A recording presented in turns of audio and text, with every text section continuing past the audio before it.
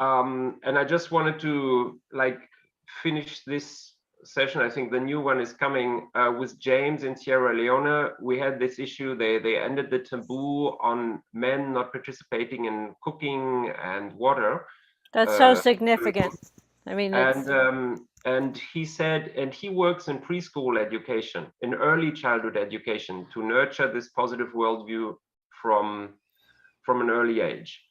And so he tells me that in the different villages, girls come to him and they say, I wish to go to school, because they cannot go to school because their family cannot afford the school fee. So I asked him, okay, let's be practical. How much for 1 year, for 1 year of schooling? And he said $10. So they don't have $10 through the whole year. So like 2 days ago, after this interview with him, I thought of today for my session with him on the call. I said, okay, to challenge the participants in this call today, we don't want to finish this day before getting at least one girl in Sierra Leone into school for 1 year. So can we generate $10 by participants of this call today? If no one else does, I will do it. Can you put the link in the chat? And yeah, I put a link to his profile. He now has a Boost Club profile also. So I asked him, if you now connect with girls in the community, girls that have a drive to shape their own life and to shape their community, could these girls not just get a donation once and then they're off into school? Because he also works with the community center with water in different villages over the whole country. Could these girls kind of stay bonded with you through a WhatsApp group or weekly or monthly meetings, so that we have a girl leadership team? So absolutely, that these girls, they get all the other opportunities. They get to see the hero exhibit on other teenage heroes. They say, we want to do this, or this is our needs. And can this girl crew, maybe you can have crews in 5 villages. So the girls apply for the funding. So if they're in 5 villages, in week 1, can they come to your village and then they learn about the lake and the fishing and what's needed because of some poison runoff or so? In week 2, they go to the other village, because every village has superpowers or special challenges. Maybe they're installing solar panels with his TV Link, the Village Link organization, and all the girls join because actually the maintenance of the solar panels is done by women. So in week 3, they go to another village where they have a tourism lodge, and then they do some horse riding, or they learn how to serve espresso coffee behind the machine. So and wait, and week 4, they the girls learn video, and they learn how to put together a video using the hand signals and the song, and we get that linked up, and now they're supporting initiatives to support the Amazon and other rainforests around the world. Yes, so and that is actually what we would do in week 0 or week 1, because there we go. every meeting, because the host girl community, they are using, they will exercise public speaking to introduce the other girls, because it's a positive audience, it's a welcoming audience, and they tell them about their own community, so, and this way their learnscape expands beyond their village and the school. And so it becomes really exciting, because otherwise you're only stuck in your own village and you only think about yourself, your own problems. But this way they learn about the problems and potentials in the other villages, So I was asking him, is this possible? So week 1, they do the video, because every meeting, of course, the others who are not presenting are tasked to take nice, lively photos of the meeting. So it goes in the magazine, so. And to share on their social media, so the whole community knows. And that's important, because I asked him, is this feasible?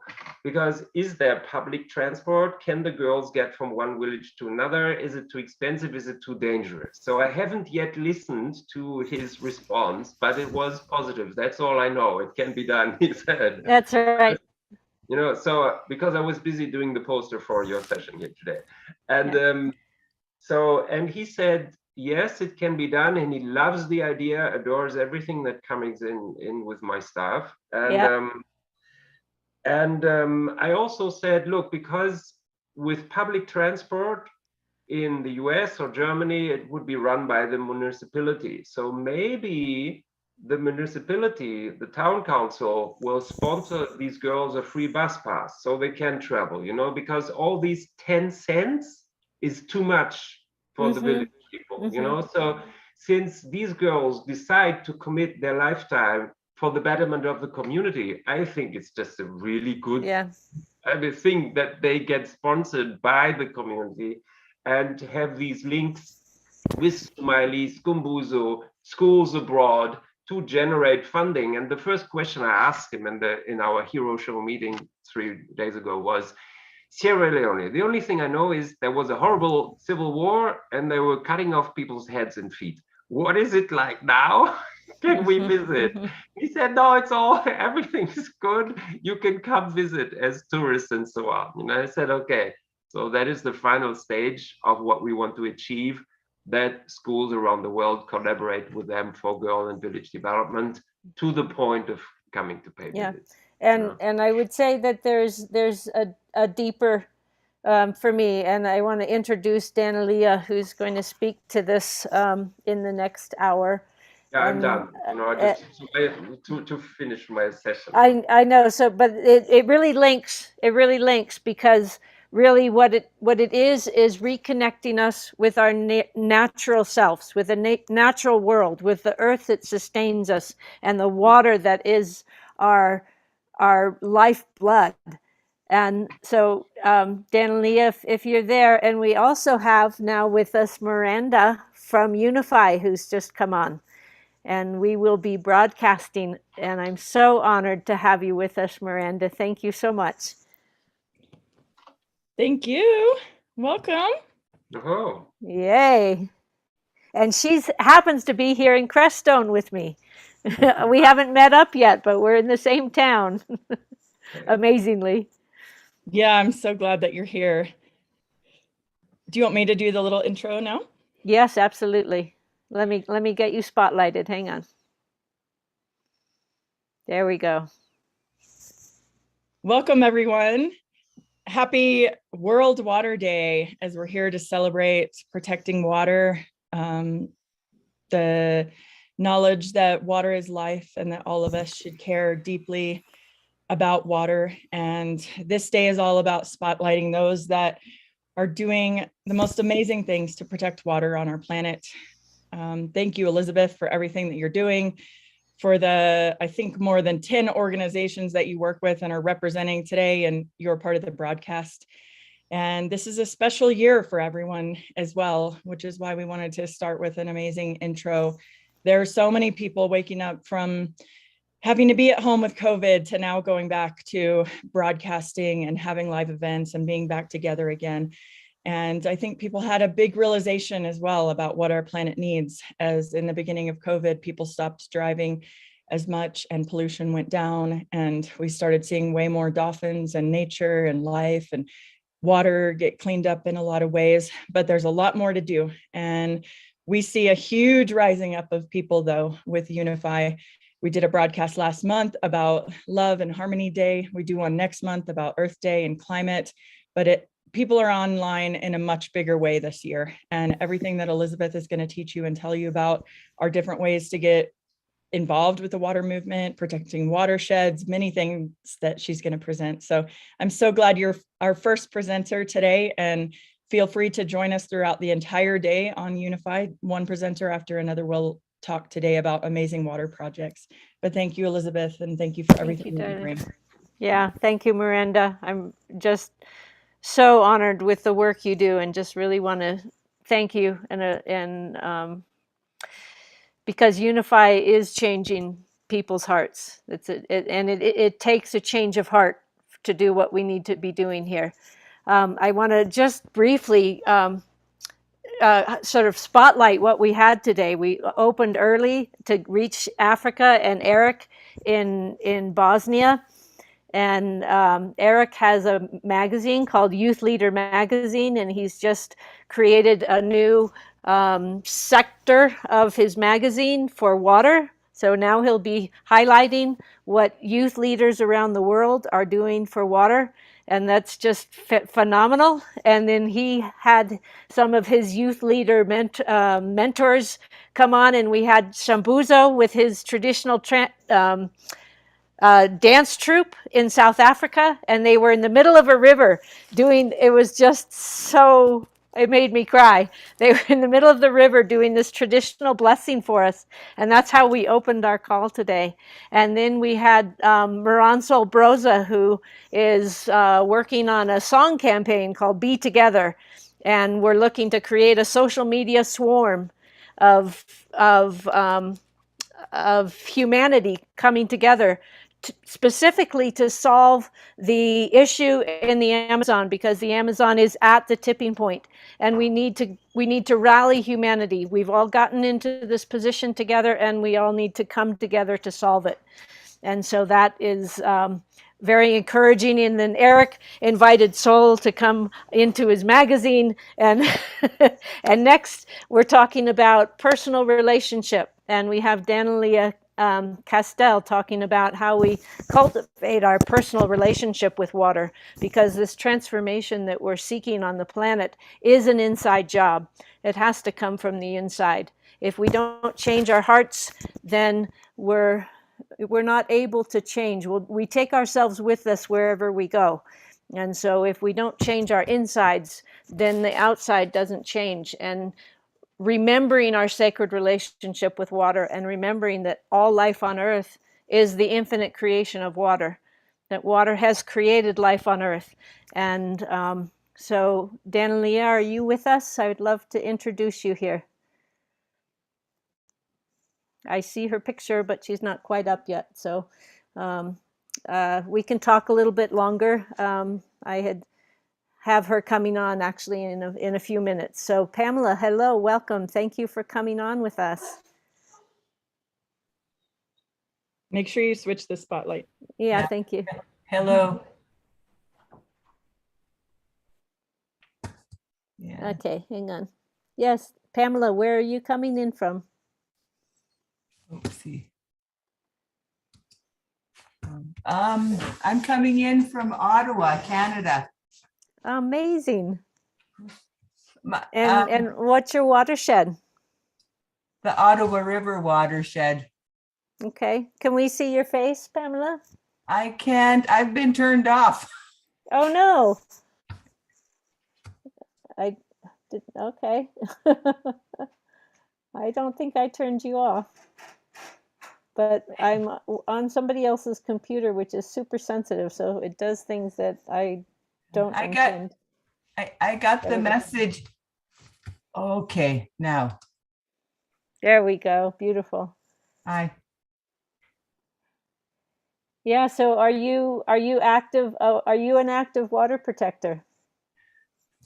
Yeah, I suppose. Beautiful. Claim it. Claim it. I go. Yes. Tell her about Chaudière Falls. Yeah, I go to Chaudière Falls. It's an ancient sacred site in Ottawa, just a kilometer upstream from Parliament Hill. And yeah, we've been trying to protect the sacred site from a condo development. Beautiful. But we've not succeeded in that, but that's We got to keep trying, right? I'm going to go make myself a cup of tea. Okay, very good. And we have Danielea now, so thank you, Danielea. And Danielea, do you Yes. I didn't understand what you said about the slides. I'm just checking. Blessings, everyone. This is just a bit of a technical thing, Elizabeth. She has, Pamela also has my slideshow.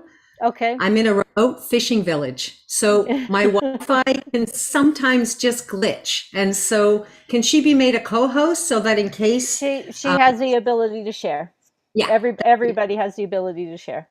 Okay, that would be perfect. Did you hear that, Pamela? Yeah. Yeah. Okay, great. So if you don't mind just following along when I'm going, so that in case you can just jump in there for me. Okay. Okay. Good. Good. And thank you so much, Danielea. We've had an amazing morning. I think I hope you heard some of the overview of what we've been experiencing today. And I will say that this weekend we had a whole week it's really been a whole week of really how do we build regenerative culture, and speaking to how it comes from the inside. We have to find these relationships with our nature self and our nature elders, and that's what you're speaking to.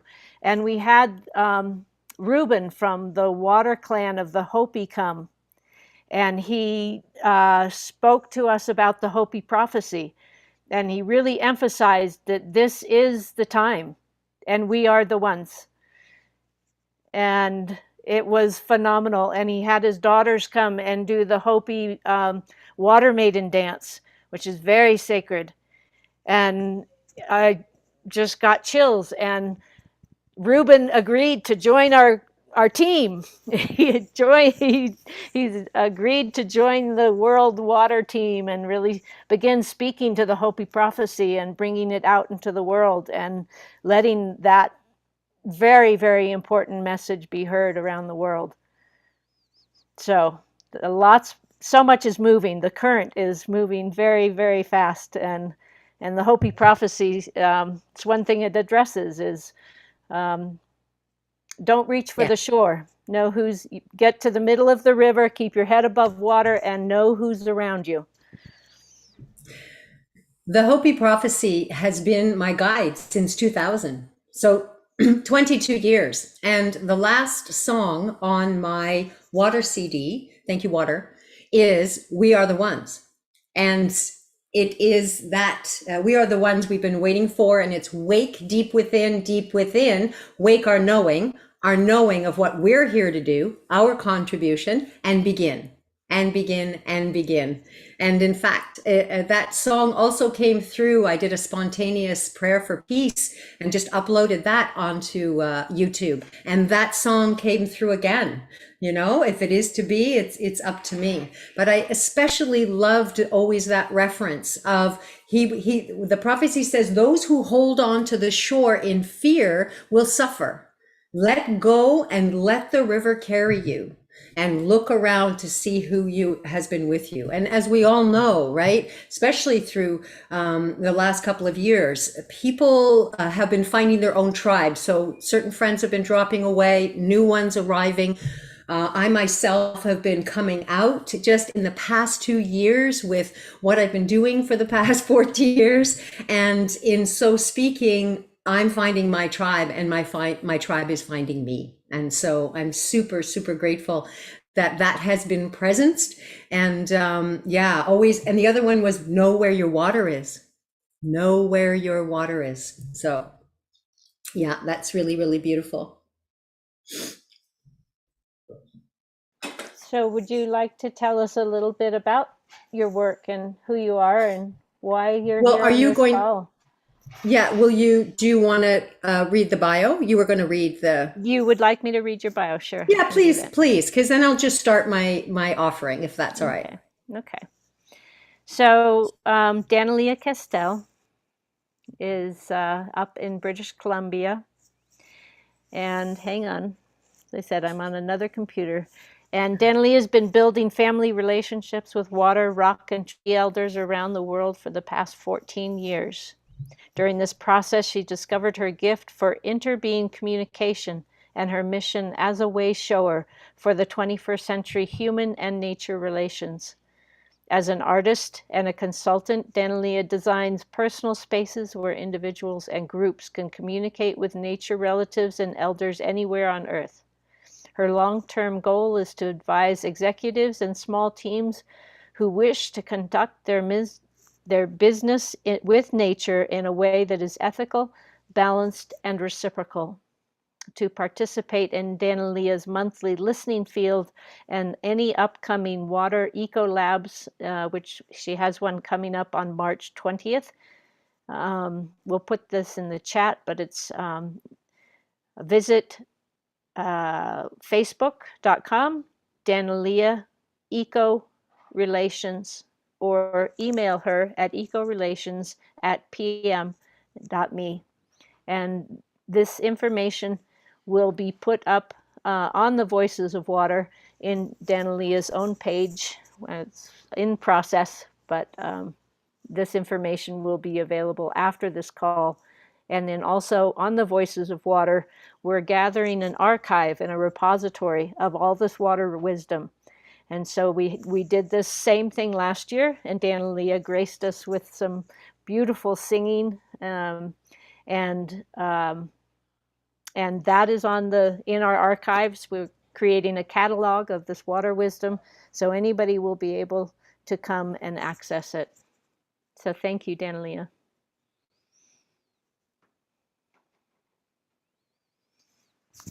I'm not hearing you. Thank you, Elizabeth. Thank you. And welcome to my personal water ethics, how my water relations have changed me.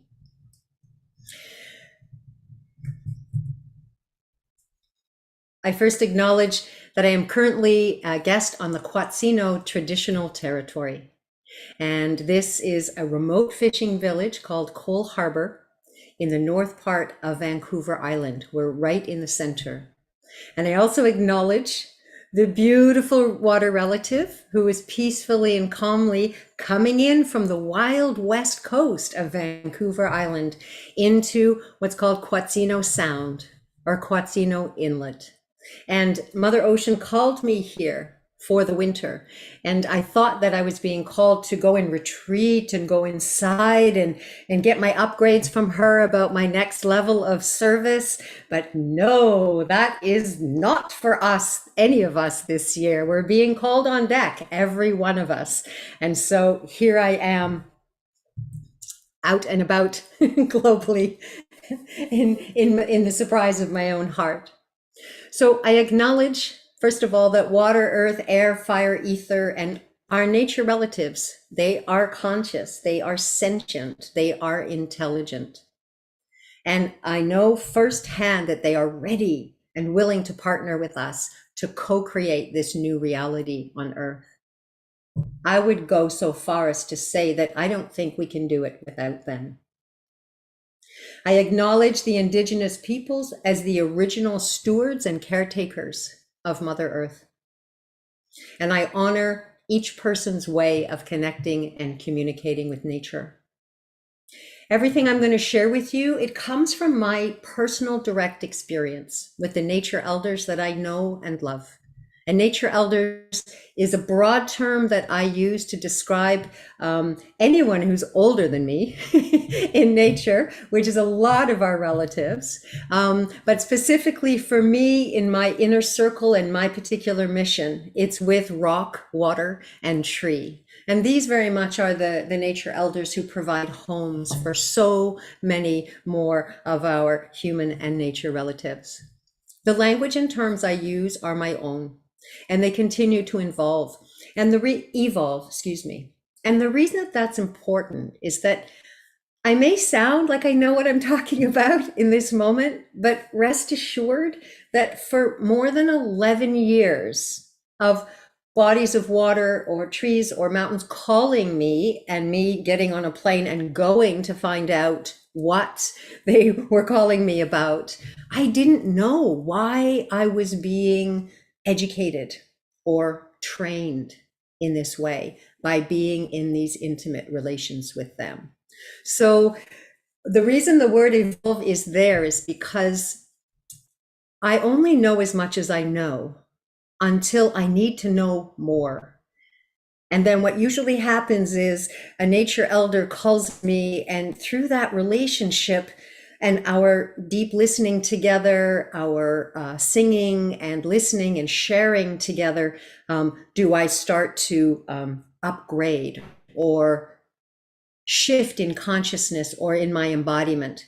And then we'll later find out that there's something that I'm being called on in the outside world. In fact, that I need to be at that new level of harmony in myself, or the new level of inclusivity. The last thing I want to say here is that I capitalized the first letter of the names of my nature relatives. always. When I type, when I write, and when I imagine their names in my mind. So water, tree, mountain, river, and this is just my way of offering respect, just as we capitalize the first letter of our human names.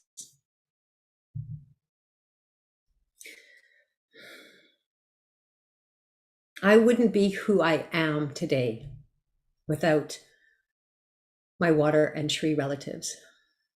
I mention them specifically because my rock relatives and the mountains have just begun to teach me. And so it has been these many years more the tree and water relatives. I'll say a little bit more about how specifically they've changed me. But I want to begin right here to acknowledge, because when we say their names out loud and we are in a heart bond with these relatives, they come, they presence themselves. So it's important that we speak their names. It's important that we speak our love and sing our love and spend mindful time with them, because it is nourishing for them. It is another form of stewardship, and it's bringing us closer and closer into the true partnership that I know we are destined to make with these relatives as we co-create a new reality together. Fraser River, Ishtako, Liard Hot Springs, Chilkat River, Athabasca River, Quesnel Lake, Peace River, Diablo Creek, Tien Huang Mountain, Huanghe, the Yellow River in China, Qinghai Lake, Bohai Sea, China, Atoyac River, Mexico, Lake Geneva, Switzerland, Nahatlatch, Fraser River Valley, Hudson Bay Wetland, dear and precious Pacific Mother Ocean, playful snow, gentle, nourishing rain, and the ancient ice, these relatives, the big, big ice that are holding the ancient wisdom from even beyond our beloved planet. I'd like to sing a song that was given to me by a fountain at a Buddhist monastery by Diablo Creek. And this song came 5 years before I had my wake up with water. And it's a song that acknowledges that water, its greatest gift to me, is that it brought me back to my heart. So I invite you, while you're listening, to bring your water relatives, your water loves, the lakes and the streams or the waterfalls or the ponds or the underground rivers or the rain that you love, and just be with them in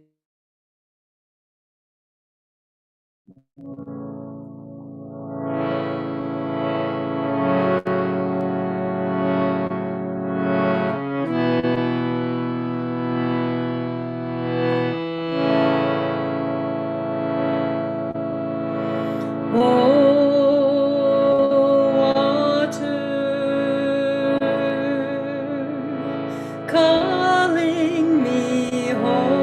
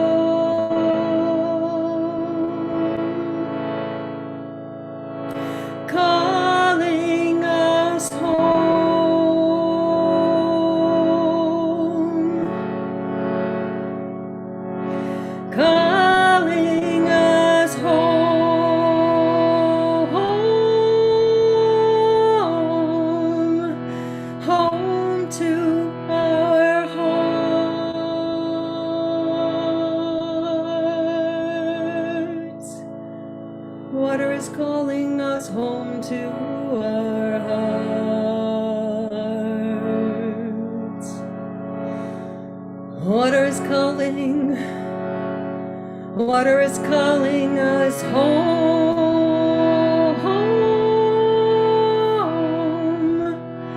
home to our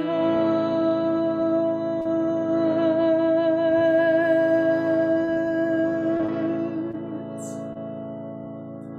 We love you, beloveds. We love you.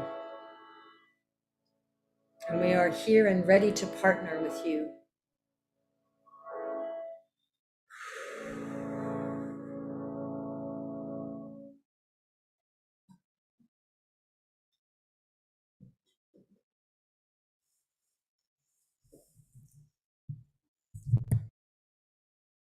Danielea, Yes, can I just pause for a minute? sure. I would like to introduce you. If you can stop your share for a minute and share with you and everybody watching um, what just happened. Hang on, let some people. So I'm here with this incredible tribe of water guardians that we've been together and bonding all week and singing that song. We stood and put our hands on each other's hearts and sang into each other's eyes. And this is the practice, to really be touching our hearts, each other's hearts, and looking into our souls and into our beings, and knowing that there's only one life on earth, and it's water. And I just had such a moment that I have to share it with you and with everyone. And hello, Susan. Hello, Walter. Thank you for coming. So honored to have you join us. But my world just shot out the top of my head and my heart blew open. And this is Yoshi. And she's a beautiful singer. And her harmony was just lifting us all in this house. And she's on my same watershed. And here we have Heidi, who's on the Sacramento. And we just sang in the river. So thank you, dear, for that. Thank you for that. Because we pretend that these are presentations, but they're transformations. What we're doing today is deep transformational work. And we've been doing it all week, and we're just going to keep taking it deeper and deeper and deeper until we can get to that sheath of water that wraps our DNA. And that's where we're changing. She's good, Mary. She's good. Thank you. Thank you, Elizabeth. My water is coming from my eyes. And I will share with you that one of the first things I learned from Ishtako, my river, and I'm going to talk about him in a minute. I was guided after my first pilgrimage to create a water ceremony, and I'd never done it before and was nervous, and so I followed the guidance. I tried to negotiate actually with Spirit and said, I want to do a training first and bring people along. And I heard, no, do it now. And I said, I don't know what to do. And I heard, you'll be shown. And sure enough, I was. There was a water event happening 3 weeks from that time. And so I put out that I was going to do a water ceremony, but I still didn't know what I was going to do. So I went down to the river very late one night, and I just was standing there talking, I thought really by myself, to the river in the dark, saying, my name is Danielea, and I just thought you should know that I'm bringing people to your banks in 3 weeks to sing and drum and say thank you to do. And in that next moment, I felt his consciousness rise from the river and surround me. And one moment I was alone, and the next minute I wasn't. Mm-hmm. And that was when the bonding with Ishtako happened. Something that I never even thought was possible. That a human being could have an intimate relationship with a river. I identical to a relationship with a human man, woman, or non-binary individual. Yeah. But the reason I'm telling you this is that I invited the Clayton Tune elder to come and help and support. Her name is Darlene McIntosh, and I'm eternally grateful. You know, that was 2012, and she has come forward and been with me in these ceremonies. So I really honor my human water bodies who have been helping me over these years.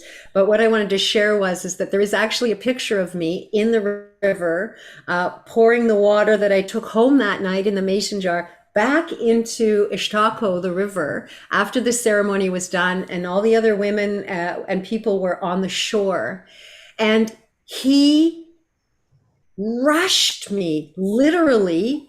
He filled me with his water and it poured out my eyes, like it literally poured out my eyes. I wasn't crying. What I learned is that when water gives us a thumbs up, and it's usually when we're being kind or we're doing something that's in right alignment with water's ways and wisdom, water will come to your eyes. Wow. And so for me, it's like, confirmation that I'm on the right track. So I wanted to say that I could feel these were tears of gladness.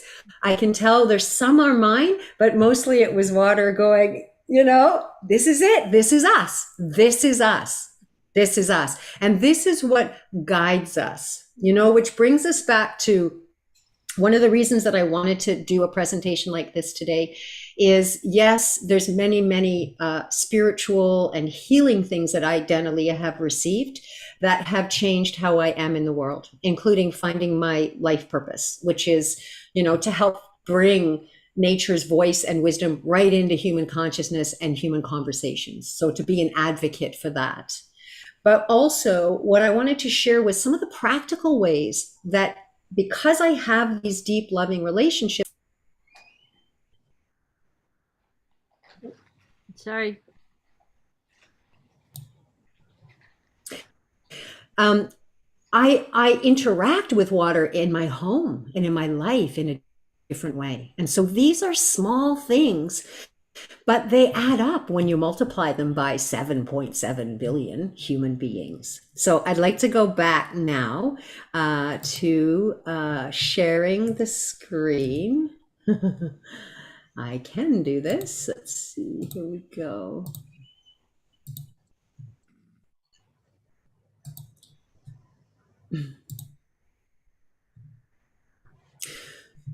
So this is Ishtako. Let me see. Here we go. Yes. So this is, here you see me kissing is Ishtako. His English name is Fraser River. And so we virtually lived as a married couple for 7 months, intensely and beautifully.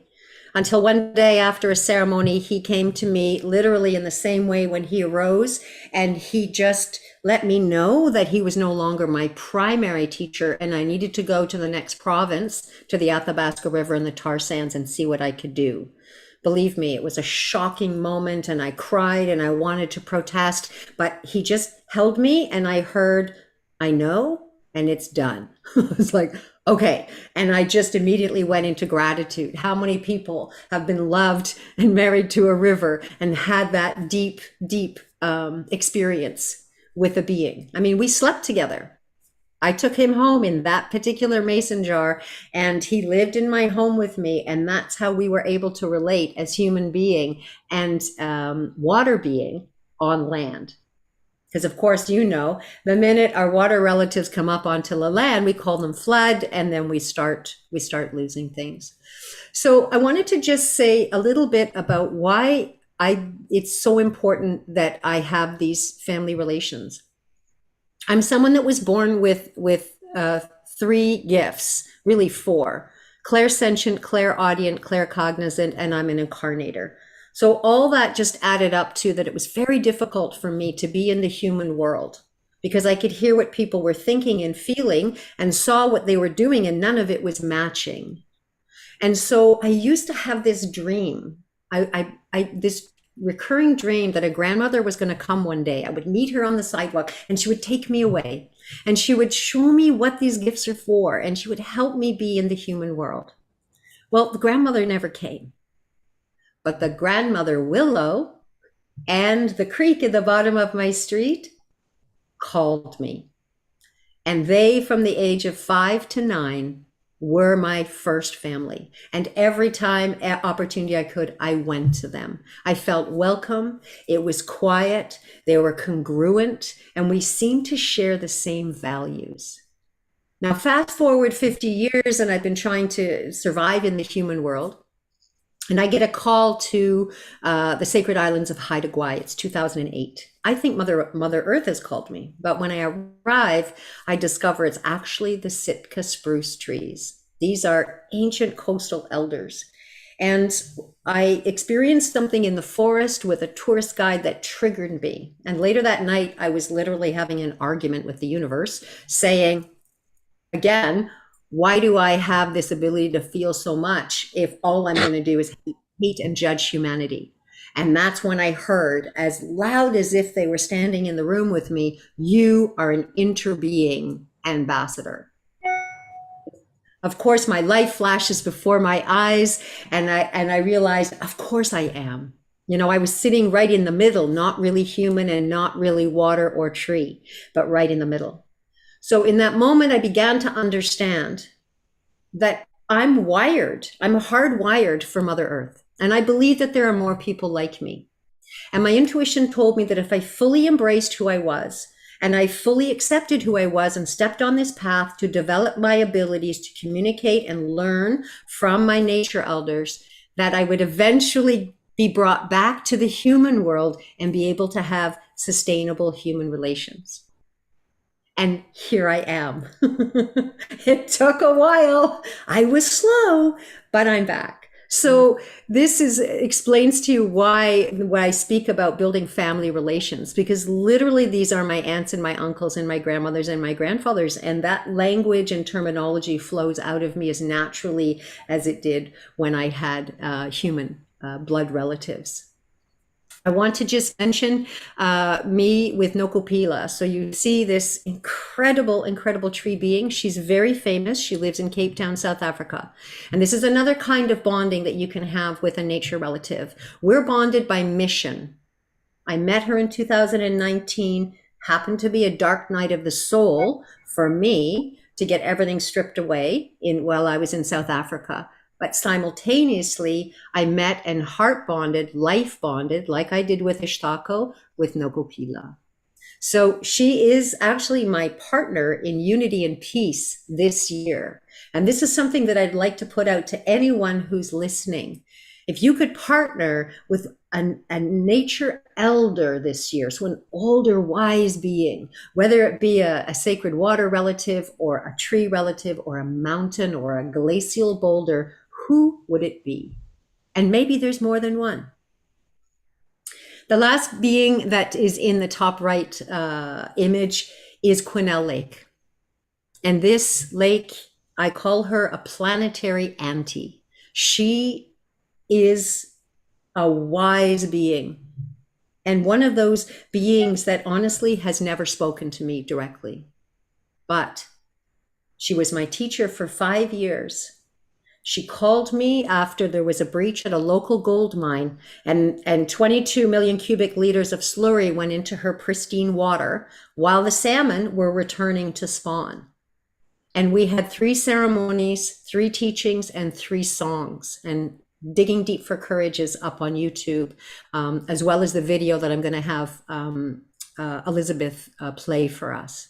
But I wanted to say that this relative, what I noticed was, as I would go to talk to her before I would go and take one of my trips, and I would go and see her the minute that I got back.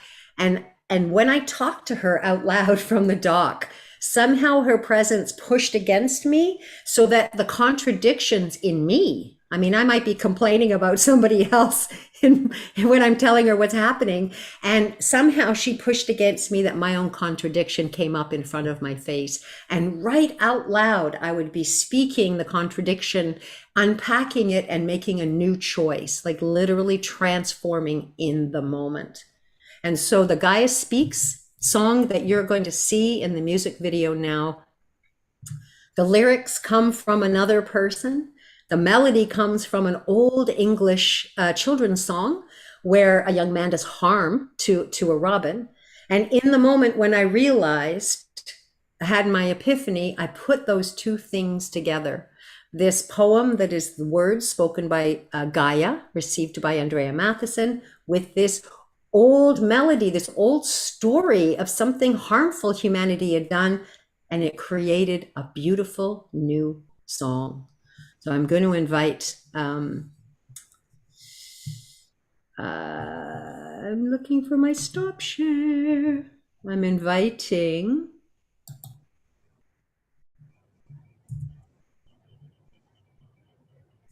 All right, you ready to play the video? Yes, thank you. Okay.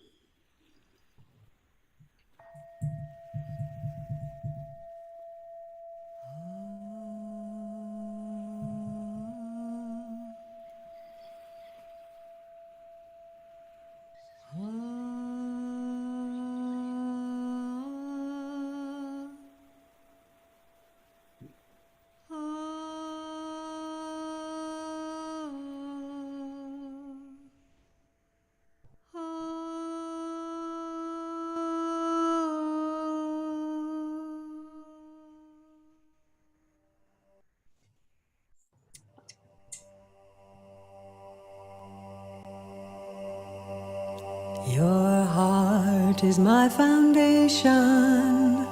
I live there in my fullness.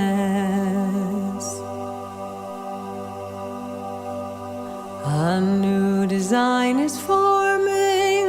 You cannot shape it with your will. Feel the rippling patterns moving the waters of your being. You are home to this creating. Gaze upon your world through the lattice of your heart and see the beauty forming. Your heart is my foundation. I live there in my fullness. A new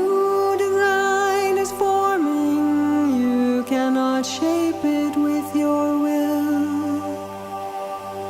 Feel the rippling patterns moving the waters of your being.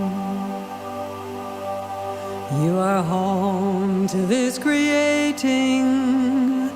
Gaze upon your world through the lattice of your heart and see the beauty forming. Your heart is my foundation. I live there in my fullness. A new design is forming.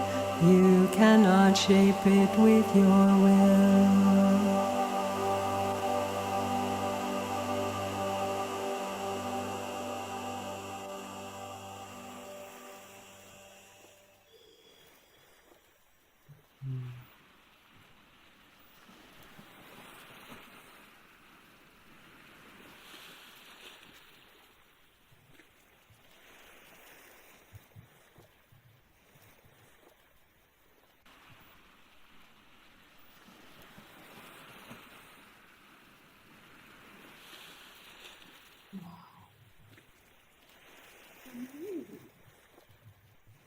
Thank you, Elizabeth.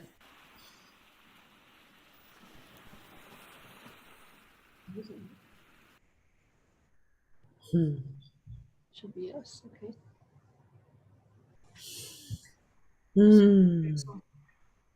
Thank you. That was the Salish Sea that you saw there.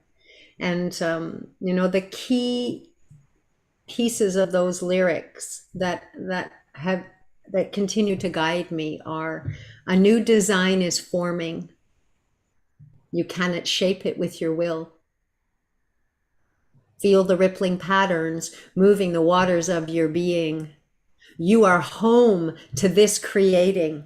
We humans, this is Mother Earth telling us, you are home to this creating. This is our creation. Gaze upon the world through the lattice of your heart and see the beauty forming. And even to complete that video, I actually had to embody and live that. Yeah, that's right. This is creating us. And we are creating it. The synergy is inescapable, as is the responsibility, right? Mm-hmm. So I'm going to now go back to the screen share. The screen share.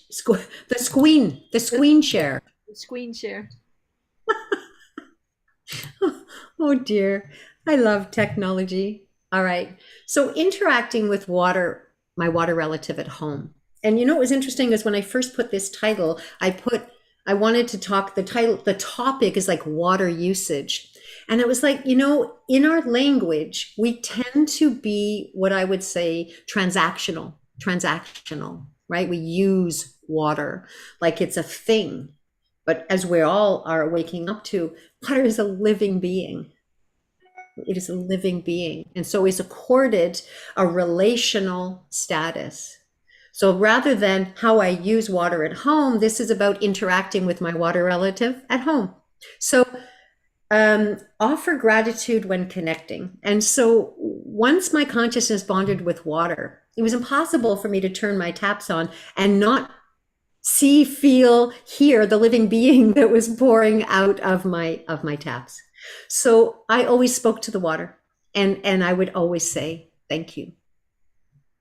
And I'll say a little bit more about the little bracelet you see about the water in the next slide, but I wanted to go on to hand washing and singing to your water. And this is something that I did with children, but it might be something even as an adult you might like. And especially since we've come through the pandemic in which washing our hands for 20 seconds is a long time, and millions and billions of us were probably doing that, and think probably the taps were running the whole time. So this way, when we use the Thank You Water song, which is the title track off my Thank You Water CD, and this song was actually given to me by my water tap. I asked, can you please give me a song to sing to you while I'm washing my hands and doing the dishes? And this is what I received. So imagine, and you can do this with me. So imagine, we start to sing, you're standing in front of your taps, you've got your soap, you've got your towel, and of course, your beloved water. And so the song goes like this. Oh, thank you, water. Thank you for my life. And you turn the taps on, wet your hands. Oh, thank you, water. Turn the taps off and take the soap. Thank you for my life. Put the soap down. Now, 20 seconds. Oh, thank you, water. Thank you for my life. Turn them on to rinse. Oh, thank you, water. Turn them off and shake. Grab the towel. Thank you for my life.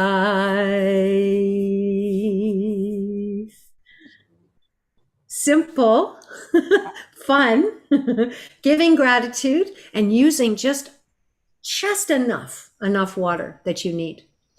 And I want to share just a very, very tiny story. I was up in Alaska. It was 2019. Alaska was where I ended up actually for my first water pilgrimage. So I was back exactly 10 years later. I was a presenter at Aquascension, Alaska. And we were sitting at lunch one day at a table, and Cheryl Angel was there. Beautiful, beautiful, amazing water protector from Standing Rock, lives in South Dakota. And a few other people were at the table, and Cheryl was sharing with us her water situation on the reserve, and about how she spot baths with pails of water. And I spoke up and I said, I do too. And one of the women looked at me and said, what do you mean? You live in Canada. You have a lot of water. And I said, yes, but water is my best friend. You have a best friend, I'm sure.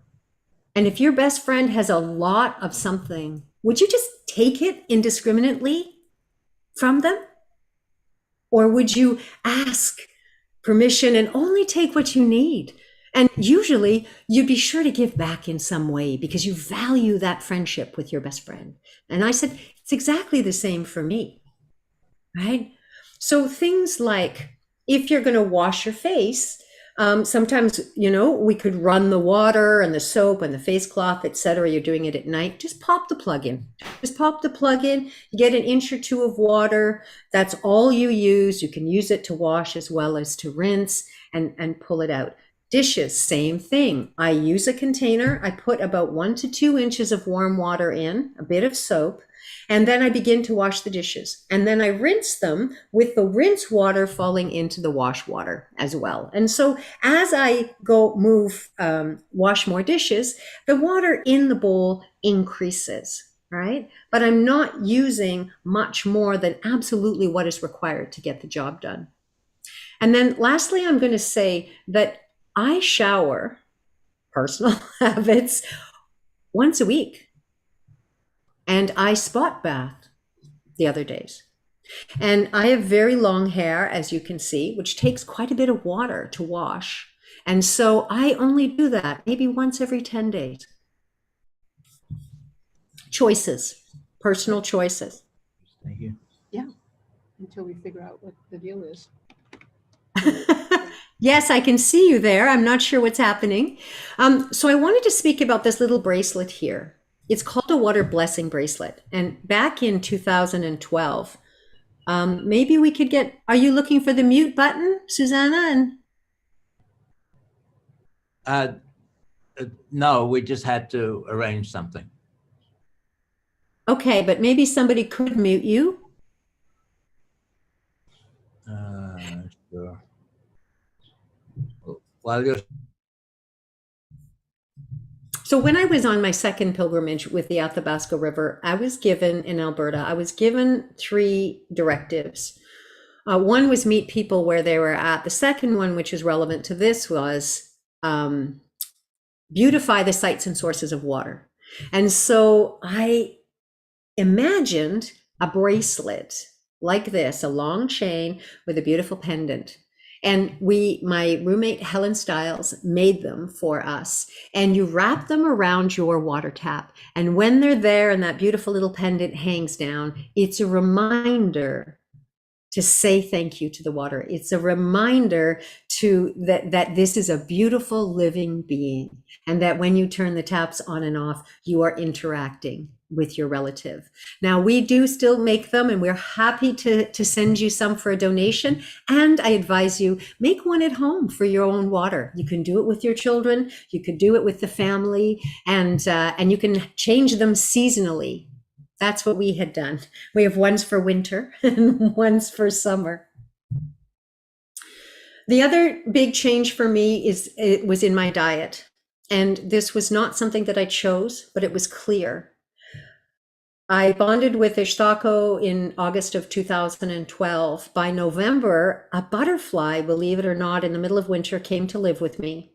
And the butterfly stayed alive for 39 days. And on the 40th day, the butterfly died. And on that morning, I woke up inside of a dream, a vision of me with all these water beings in a council. And from 3 weeks from that day, I was no longer able to eat shellfish, chicken, or meat or salmon. When I imagined cooking it and eating it, my body rejected it entirely. And then 3 weeks later, the eggs went. And so, as I said at the beginning, I'm not advocating that you must do this. I'm only sharing with you that for my particular mission, I needed to be pretty much vegan. And as I shared here on the screen, it's a small sacrifice for me to make, to know my life purpose, and also to have such incredible water relatives and tree relatives and mountain relatives for my friends and family. The last thing I'm going to share is a bit personal, but I'll be quick with this. So over the past couple of years, as I've moved into what I would call full co-creative partnership with my water relatives. The messages from them, the guidance and the ways that we work together have become increasingly clear and direct. And so on November the 14th, 2021, you might remember there was flooding in the lower mainland of Vancouver and of the lower mainland of British Columbia. And it interrupted supply lines. Many animals died. People lost their homes. They lost their farms. This is something that is happening elsewhere in the world. Absolutely, many places in the world. So someone wrote on Facebook, "Hey, Danielea, what's this about? Will you ask water?" And all I did, I actually didn't go right to asking water. I actually just went into water consciousness, which is bonded with mine. And I heard, saw, felt out of balance, out of balance, out of balance, out of balance. And we know this, we're out of balance. It's not one thing that is making these climate shifts happen. It's a consequence. No judgment, as someone found in the water lab yesterday, no judgment from water about what we're doing, but there are consequences. So I took a stand. I wanted to support a change and bring balance back on the planet. And as we've already spoken to, I personally and others know that as inside, so outside. So if I want a change on the outside, I do it on the inside first. And so I looked at my life and I looked, where is it that I still feel out of balance with either my beliefs or with my water and tree relatives? And I knew immediately where it was. I don't use single-use paper items in my house. I use cloth handkerchiefs. I use small white squares to take off my makeup. I don't use paper towel. I use cloths, but I do use sacred paper, but paper that is made from the bodies of my sacred tree relatives to address the sacred water that comes out of my body. And so right then and there, I said, that's it. This is my new choice and new commitment. And so I took an old towel, I cut it into squares, and I now have what are affectionately known, and some of you are already doing this too, as pea rags.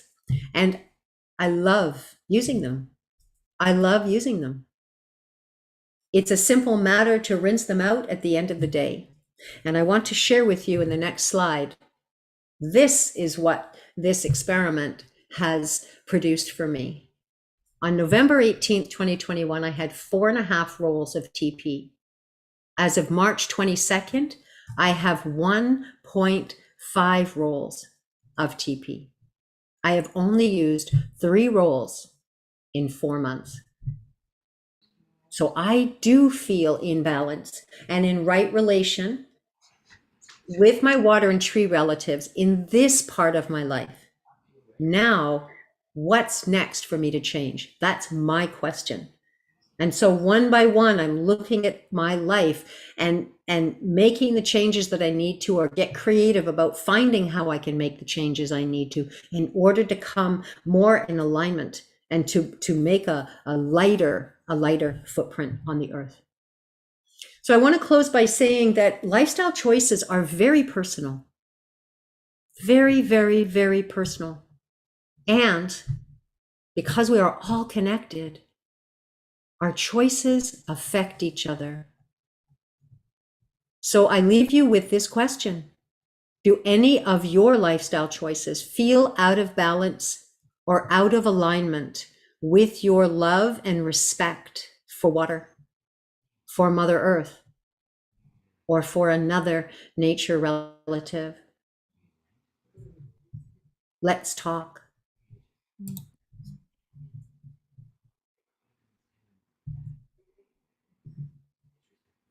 Danielea, can you put your contact information in the chat for people?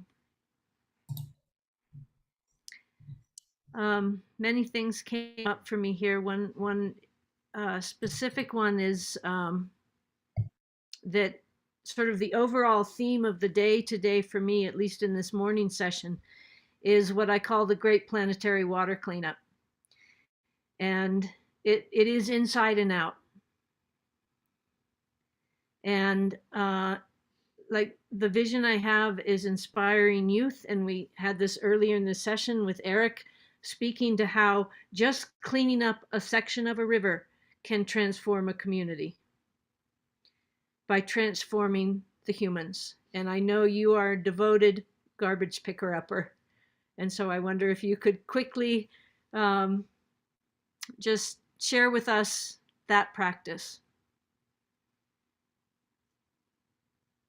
That's beautiful. It's a similar thing to what I've been saying in the sense that when I see a human litter on Mother Earth, first of all, it's just it's a way that I tend to her.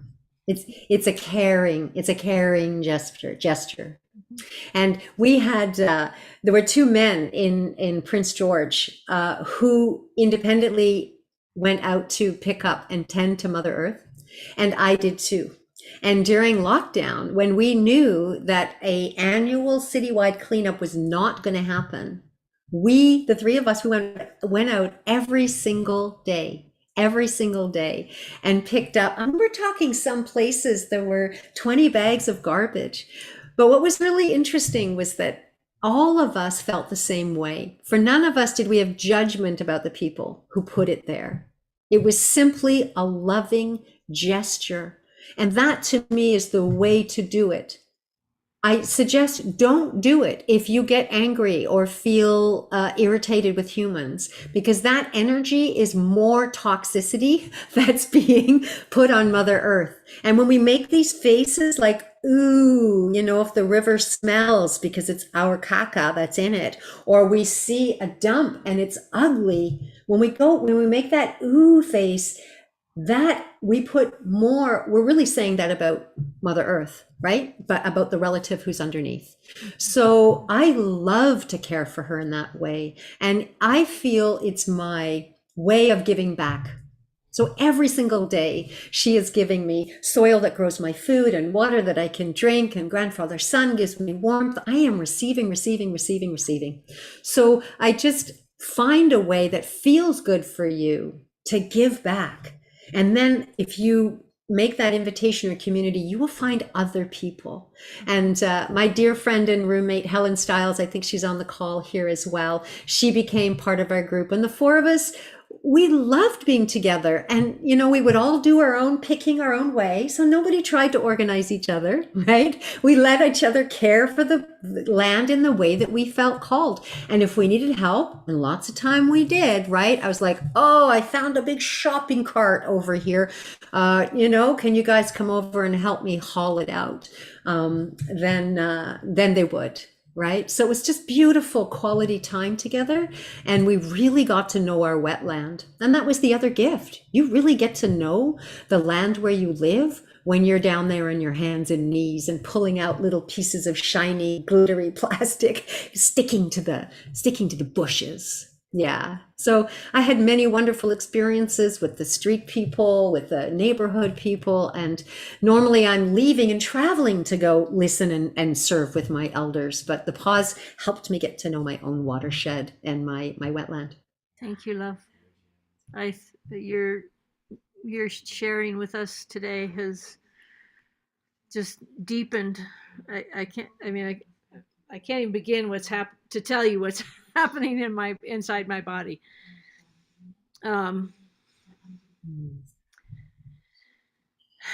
So you bring up many points that I want to touch on in this next thing, is that 99% of the molecules in our body are water molecules. Over 50% of the water on Earth is older than the sun. Where's the rest of the water come from? I believe it comes from our living planet, which is a water body. There is only one water on Earth. If there's only one water on earth, and we are water, there's only one life on earth. All of life on earth is the infinite creative expression of water, expressing itself as life. And there's only us.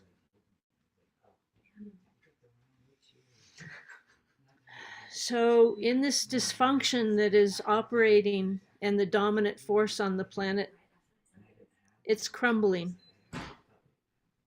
because water is rising. Water unity consciousness is rising on the planet in a way that we can't even begin to imagine.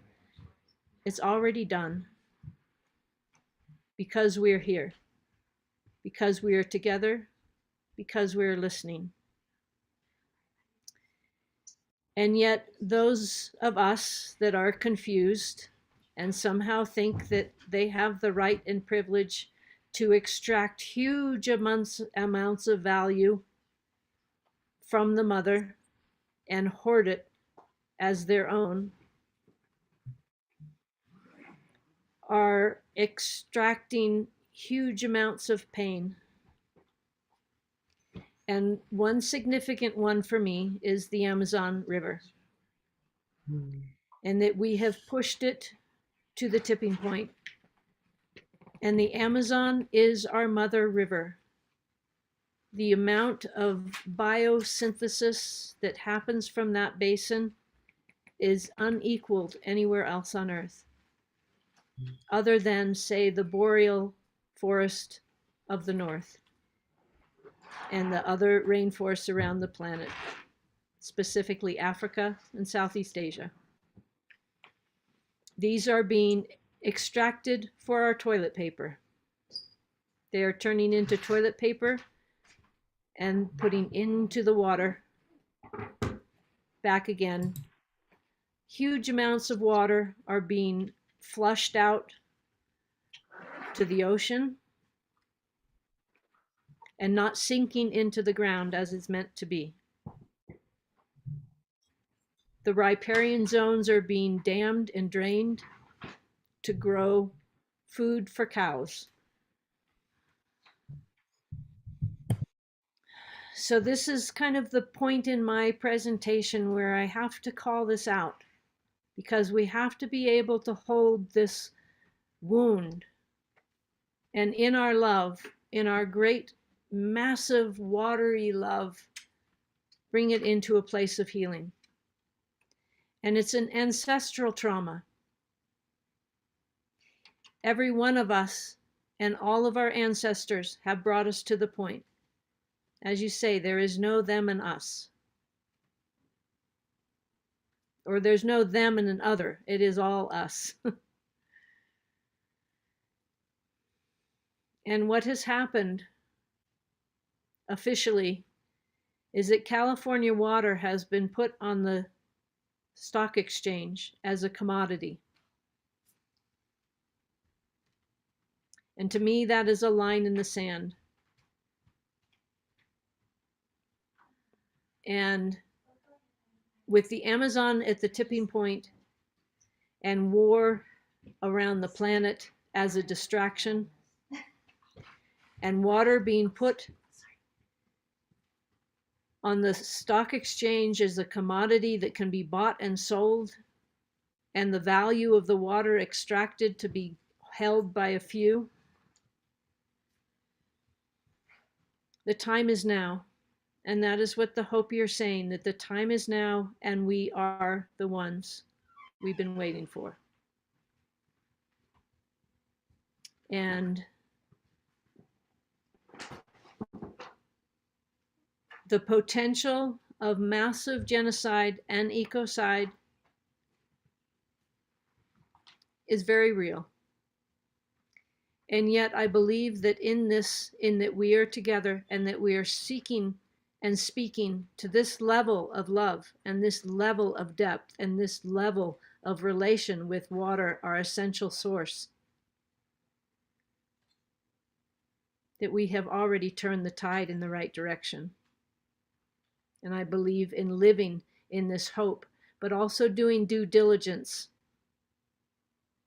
and doing what it takes to make sure that the tipping point stays headed in the right direction of a thriving world and a thriving life that is our birthright as creatures upon this abundant planet.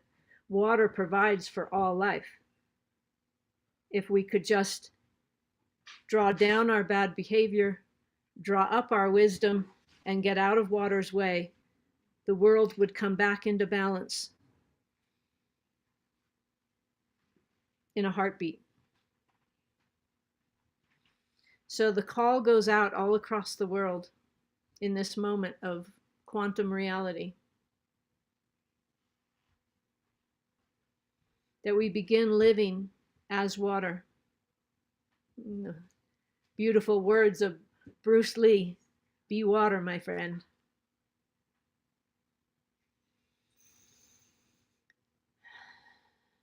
But because entropy and inertia are still at play in the world, we need an organizational system to bridge our inspiration that's coming in to the practical implementation in our watersheds, where we can organize cleanup, where we can teach the youth, where we can bring water back to its original blueprint and create water sanctuaries all around the planet where water is safe and held and cherished as if all life depends on it.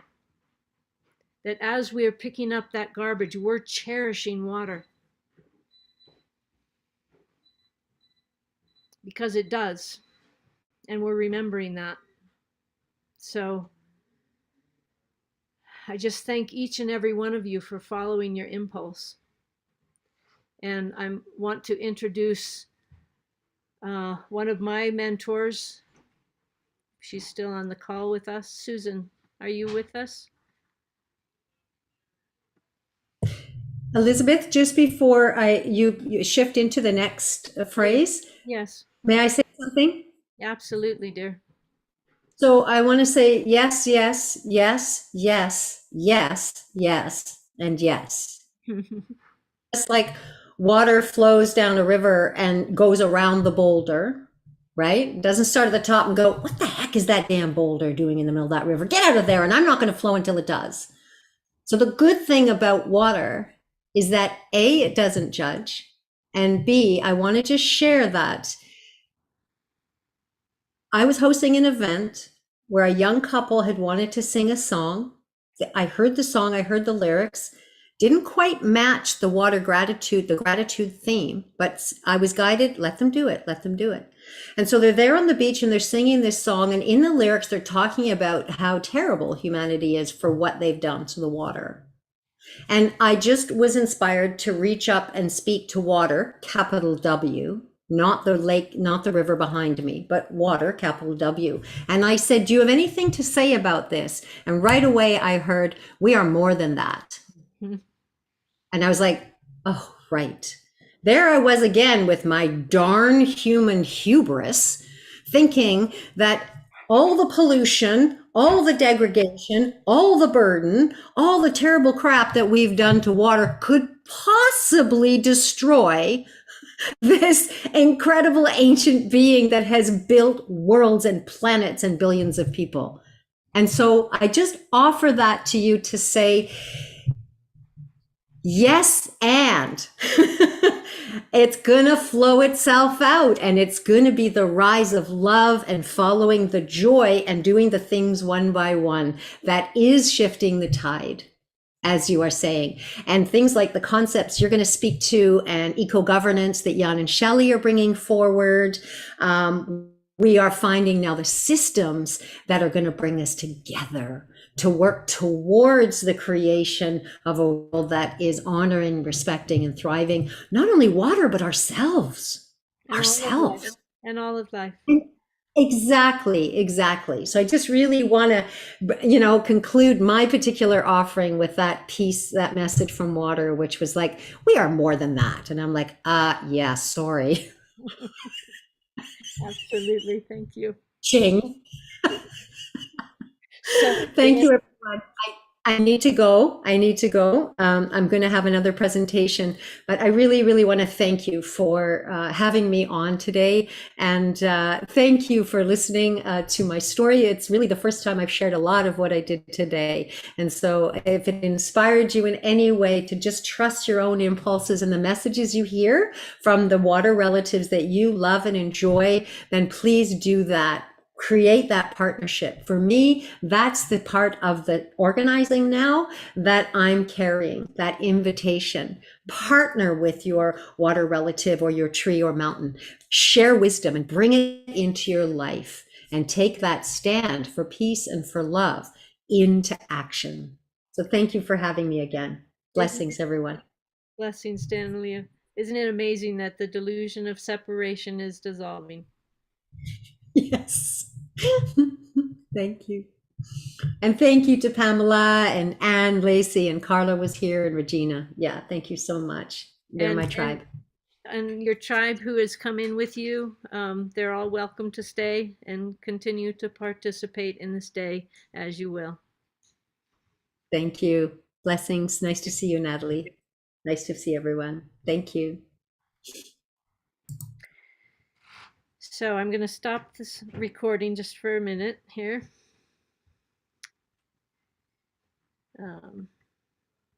And we have Susan. So before I get to the introduction, let me stop the recording and start it again so we can.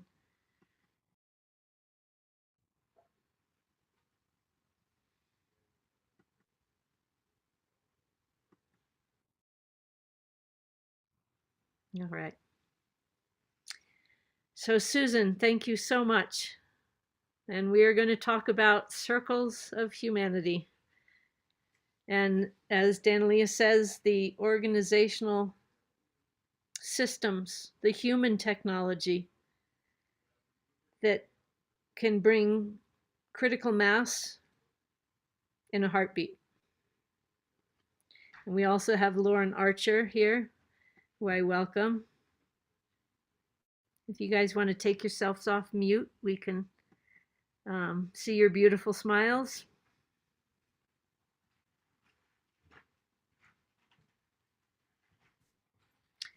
Susan, can you get the mute button on there? I don't know if she can. Elizabeth, can you invite her to unmute? Maybe she can see it better. Yeah. So Lauren. There she goes. Yep. Lauren and Susan have Kinship Earth. Yes, and it was founded by Susan Davis Morra, who has been on the forefront of transforming consciousness on our planet for more than 40 years. So Susan, you want to give us a little bit of your story and how you came to be a champion for Mother Earth through so many different ventures. Especially Susan is well known for going into the world of business with men. And within the world of finance, she saw that that was some of the biggest problems and said, I'm going to go in and make some changes. So Susan, please tell us. The miracle is that you can all meet Lauren, because Lauren is a miracle in my life. I had worked for 50 years to transform finance from greed and fear to love and joy, and made a lot of progress by starting 60 different networks of people who could actually change finance. So people of enlightenment. And we've made a lot of progress. Things are going well. And then I'm now 80. So time for me to retire. And that phase, a miracle happened, because I was introduced to Lauren, and she was just the person who I could pass the baton to. She's been incredible, and all the changes that we've created for taking KINS forward is stunning. So I'm going to ask her to talk about that, but I do want to tell you a story because of the interruption of, we were supposed to talk earlier, and Lawrence Walter had to go off for a little bit, and he'll be back. But the miracle is that, hang on, I'm 80 and so many things have happened. I have to think about which miracle I should talk about at this point. So I just started one network after another, and they'd all succeeded, and they had transformed finance, and they had transformed a lot of the things that were ruining Earth. But after Lauren had been hired and she was getting things under control, one day it's a little emotional, so hang on for a minute. One day I got a call from a friend who's quite famous. Penny Kelly is her name. She's a famous psychic. She was a best friend that had helped me with many of my networks. And one day she called me out of the blue. She said, "Susan, I'm not allowed to tell you this, but I'm going to tell you anyway. You've exhausted yourself doing all these KINS networks, and you're going to die within a year." And then she hung up. Pretend that was you. Yeah, I stopped everything I was doing. I stopped everything I was doing. I waited for instruction from the universe. And long story short, within a year, she said I had a year. So when it was 6 months, I got a call from a friend who needed me to help a friend. I said, okay. And I met the woman and she started telling me her problems. And I had no idea what to say, but usually I know exactly what to say, but nothing. And so I didn't know what to do. I was in shock. And the next thing I knew, I heard my voice starting to tell this woman exactly what she needed to do to solve her problem. It was a really big problem. It was really important. After 2 hours of me listening to my voice saying this stuff to this woman, who was ecstatic and said that that was the answer she needed, she was going to do it, and she has indeed done it. When that was over, the friend I was helping said, "Oh my God, I can't tell you how much you've helped me. I have to thank you somehow." "Oh, I know what I can do. I just built a little casita in a sacred village in Ecuador called Vilcabamba. I'm going to gift it to you for 2 weeks." I said, okay. We came down here. We bought a house after 8 days. We have stayed for the last 15 years. And it's all been sacred and it's all been work. That's really the essence of my life, but I would never have known how to do it. And it's all been wildly successful.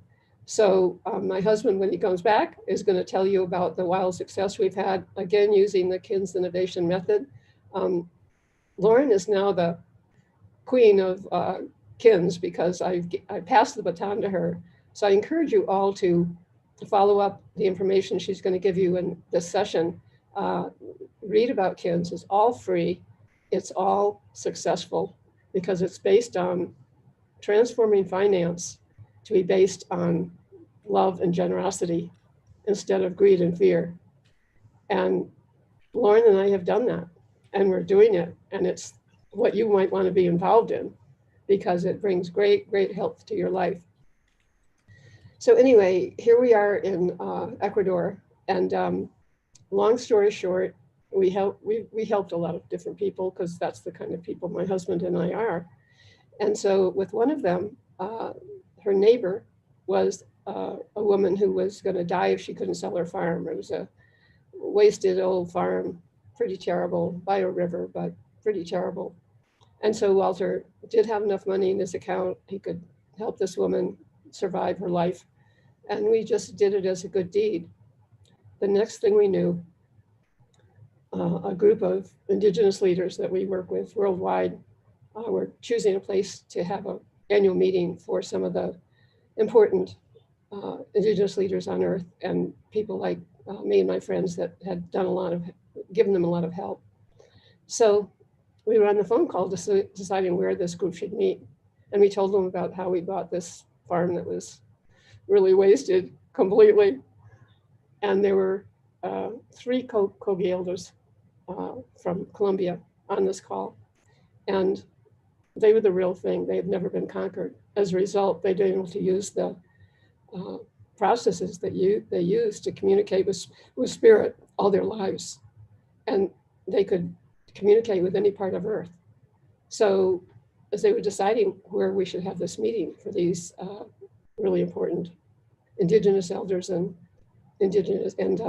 others who, like us, that are helping them, next thing we knew, the Kogi were saying, that land you bought, it is not wasted. That land is some of the most sacred land on earth. We can tell you all about the ceremonies that have been done there, the changes that have been made. And in fact, we want to come 4 times before we all meet there, because we have to restore the sacred nature of this farm. And I said, what? Long story short, they came 4 times. They taught us how to restore this earth. They supported us in every way. We've always had close Indigenous friends. So we chose the religious man here that was most respected. And we had him come and live on our farm with us as our partner. And he's been key to everything we've done.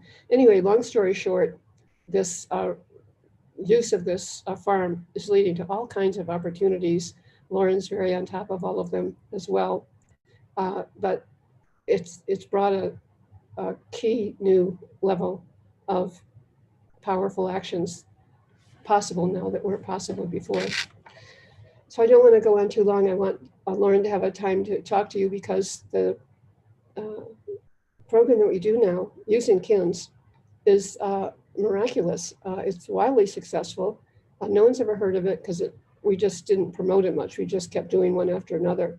They've all been successful, but we haven't promoted. Now it's Lauren's turn to take the helm. She's organizing incredible meetings and gatherings that if your intuition is telling you that what I'm telling you is not crazy, is actually quite transformational, then you'll want to be in touch with Lauren to support all the gatherings that she's giving all across the earth, because we have contacts from everywhere, particularly Indigenous contacts. So I think that's probably enough for me to say. Walter's going to talk about what we've done here, which is totally miraculous when he gets back. If he doesn't, I'll just talk for him. But meanwhile, if we can have Lauren take the mic for me, please. God, I thank God for you every day, Lauren. God bless you. Thank you, Susan. What an honor to be here. I put a couple notes in the chat about what Susan was talking about. So she founded what's called KINS Networks, which is based on her concept, a method for working together with people to make massive change in the world. So KINS stands for Key Influencer Network Strategy. And some of the groups were focused on innovation. So it was also known as the Key Innovator Network Strategy. And I've recently updated the website to really give a sense of the history of what she's created. So I would encourage everyone to take a look. Elizabeth, I want to be sensitive to time. I know you've got a very active agenda here. And then for those folks who really want to get more into what's happening in the local watershed in Vilcabamba, Susan and Walter, besides having Finca Sagrada, which means sacred land farm, which has been designated as a sacred site by the Kogi Mamos. Those are the holy men of the indigenous Kogi tribe. They are working with very well-known and well-educated local leaders. So we've got Nancy, who is a conservation biologist. We've got people at the university. They're coordinating in groups to work on the local watershed with both the local people and the foreigners, and making tremendous progress. I see Stephen Gomes is here on the call. Stephen is one of the 3 co-founders of Kinship Earth, along with Susan and Walter. And again, Elizabeth, don't know what our time is. If Stephen wants to say a little bit about the local watershed restoration project that's happening in Vilcabamba as part of this, you can chime in for a minute or two. Well, I just want to say that I've been there, and we took a whole team there. Yeah, go ahead. We have a half an hour here, more. Okay. So we have a good amount of time. Good. I'd like to touch on how Susan has inspired the Watershed Wisdom Councils in terms of her kinship circles really were the impetus for the Watershed Wisdom Council, along with the water itself. So welcome, Stephen. Happy to have you here. Yeah. So I was going to say that not only has Susan done all this work there, we sent a team down there to meet with her very active supporters. And she's not only, you can see how enthusiastic she is and how her enthusiasm is contagious as heck. And if you're around her presence, you just get enthusiastic right along with her. But that's infected the whole village where she lives. And Vilcabamba, when we went down there to interview the activists that were supporting her work, the 62 of them signed up, and we thought the maximum would be 30. We interviewed in depth 36 of them. And keep in mind that Watershed is part and parcel of Finca Sagrada Farm. They go together. The Watershed big river just goes right along their property. So they've always been focused on watershed and biodynamic farming and an eco village there. And we're working hard. I just want to say to everybody that you may or may not know this, Susan and Lauren, but today we entered Vilcabamba into the competition to be the first 12 projects to be awarded what is called Regen Civics Awards out of seeds. I don't know what's going to come out of it, but Sid is advocating for us. So that's all going forward. And I'll just stop there and just say it's been wonderful to help encourage the formation of Kinship Earth as a tool for carrying on Susan's work into the future. And Lauren is doing an absolutely superb job and taking to that vision into the 21st century, into the multimedia, multiverse world and metaverse, and into the whole area of DAOs and decentralized autonomous organizations. So yeah, I'm glad to be here. And thanks for inviting us, Elizabeth. Thank you, dear Stephen. Not everybody on here may know what SEEDS is. So if you can give us a brief little explanation as to what SEEDS is. SEEDS is really the first totally regenerative cryptocurrency in the world. It's designed to restore the earth and the watersheds in the earth by using that as an alternative form of money. And our goal of our group is to have this create a global wide systems change. And we realize we picked off a very, very big chore, but we're dedicated to the fulfillment of it. We've been going 4 years. We now have more than 10,000 users of SEEDS worldwide, and it's in 100 countries and growing. And we're now rolling out the new SEEDS tokenomics formula, which is coming out in the next 2 months, that will help SEEDS, KINS, Vilcabamba, because Vilcabamba and Sacred Farm already have 3 million SEEDS grants total of 5 different grants, including one specifically for watershed restoration. So that's a quick thumbnail sketch. Thank you. The image that came to me is like seeing a beautiful orange fruit and thinking, I'm going to pick that persimmon up there. And then suddenly you pull it off and it's this giant pumpkin, right? One of those massive monster pumpkins filled with seeds, but it's hard to hold, right? Good image. I would love to just let people know that if they visit our website, and if you'd like, I can do a quick screen share. They can get a copy of Susan's book as her gift. She's written a beautiful book called The Trojan Horse of Love. And if you think about that concept, the Trojan Horse of Love, it's this notion of I'm coming in and I'm going to share this message of love, even though there is kind of warring factions going on, right? And that's what each of us has the opportunity to do. So I see that I am highlighted. I'm going to share my screen so you'll see my background here. Here's Finca Sagrada, by the way. So this is Susan and Walter's farm. It means Sacred Land Farm, and they've got wonderful programs, volunteer programs. The watershed project, the watershed restoration project, is a joint effort. Oh, there's the Kogi Spirit House that was built on their farm. it's a joint effort between several different organizations, but one of the things that struck me is the Upper Catamayo River ultimately flows into the Amazon from Ecuador to Peru. So it is connected. Of course, we know all things are connected, but here is the Kinship Earth website. You'll see all kinds of things on here. At the beginning, the purpose here is really to invite new people who haven't been part of the network to get curious. This tells you a little bit about how we are networking. And Elizabeth, this may have been part of your inspiration as well. This was also inspired by Barbara Marx Hubbard and the Foundation for Conscious Evolution. But the fact that it takes a village, it takes all of us networking together, bringing our pieces of the puzzle. But up here on the menu, and you can also see it down at the footer, if we look at our who we are, the Meet Our Team has a bit of a story of how Kinship Earth came to be. It was based on Susan's work, and then Susan and Walter moved to Ecuador, and they've been doing retreats and groups and all kinds of amazing things down there. Stephen and Susan have been working together since the 80s, and he looked her up. He's like, what is going on? She changed his life.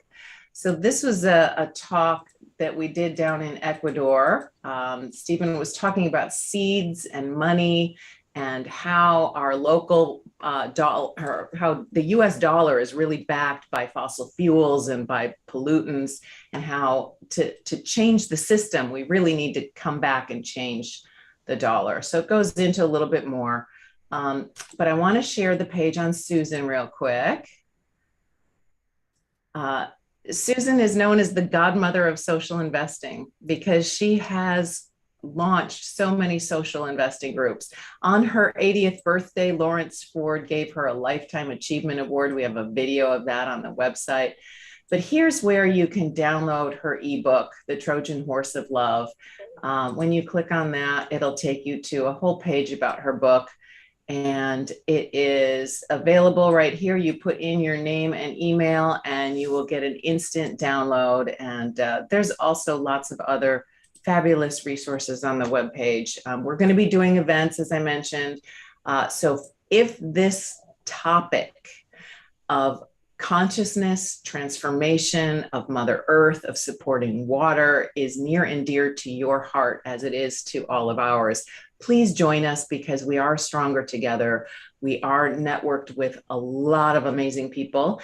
And as each of us come together and hear introductions and find out who's doing what, it provides rich opportunities for that cross-pollination, just like what you're doing here, Elizabeth. So I want to thank you so much for your vision and for hosting this and for providing an opportunity for people to share their heart and their stories.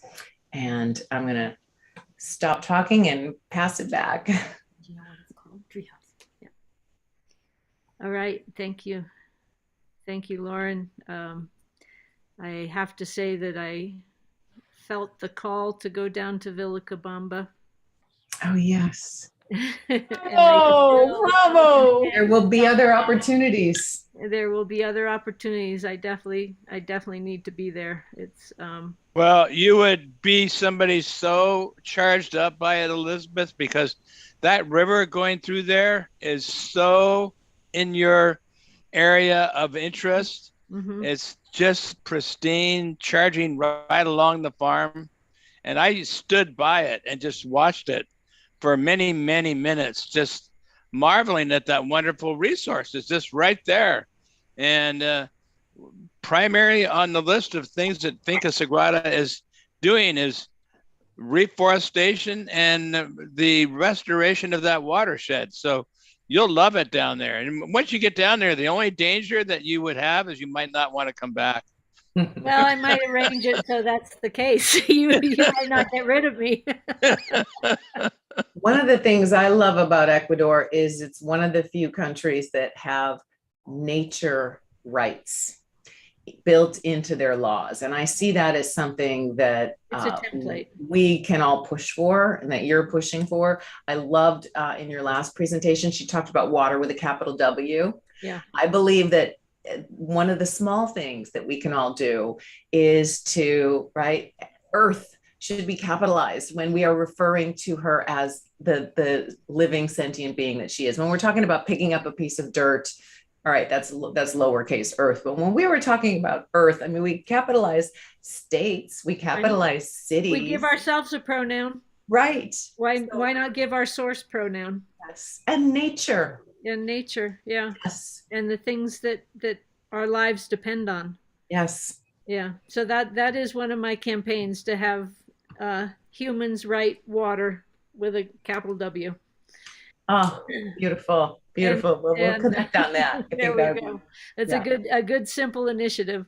The other thing is that I would love for us to stop saying that we see the sunset and the sunrise. We're watching the earth turn. Oh, yes. The sun does not set in the west, rise in the east. The earth is turning from the west into the east. It's always turning into the sun. We're greeting the sun with every moment, right? As we turn back into the sun. We're not, it's like, and so part of this change of heart is that humans have a fairly entrenched, by centuries, amnesia. And it's this delusion of separation, that somehow we're separate from the rest of life. Of course, that is the root of all. That is our dysfunction. Dysfunction, yes. It is our dysfunction as a species. Mm-hmm. So if all of us could claim that mission, that simple mission, to simply dissolve the delusion of separation, and it's a delusion, it's not an illusion, because the true Earth is a water planet, and we are water bodies. And so part of the mission of what I see with the Watershed Wisdom Councils is to bring that ethos, that language back, return it to our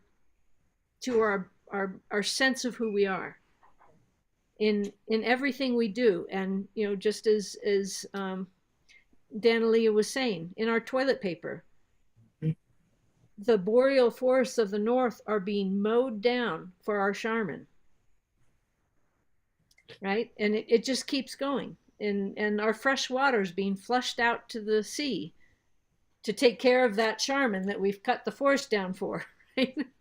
Well, and I think so many people get stuck. They feel helpless because the forces that be seem so powerful. What can we as little people do?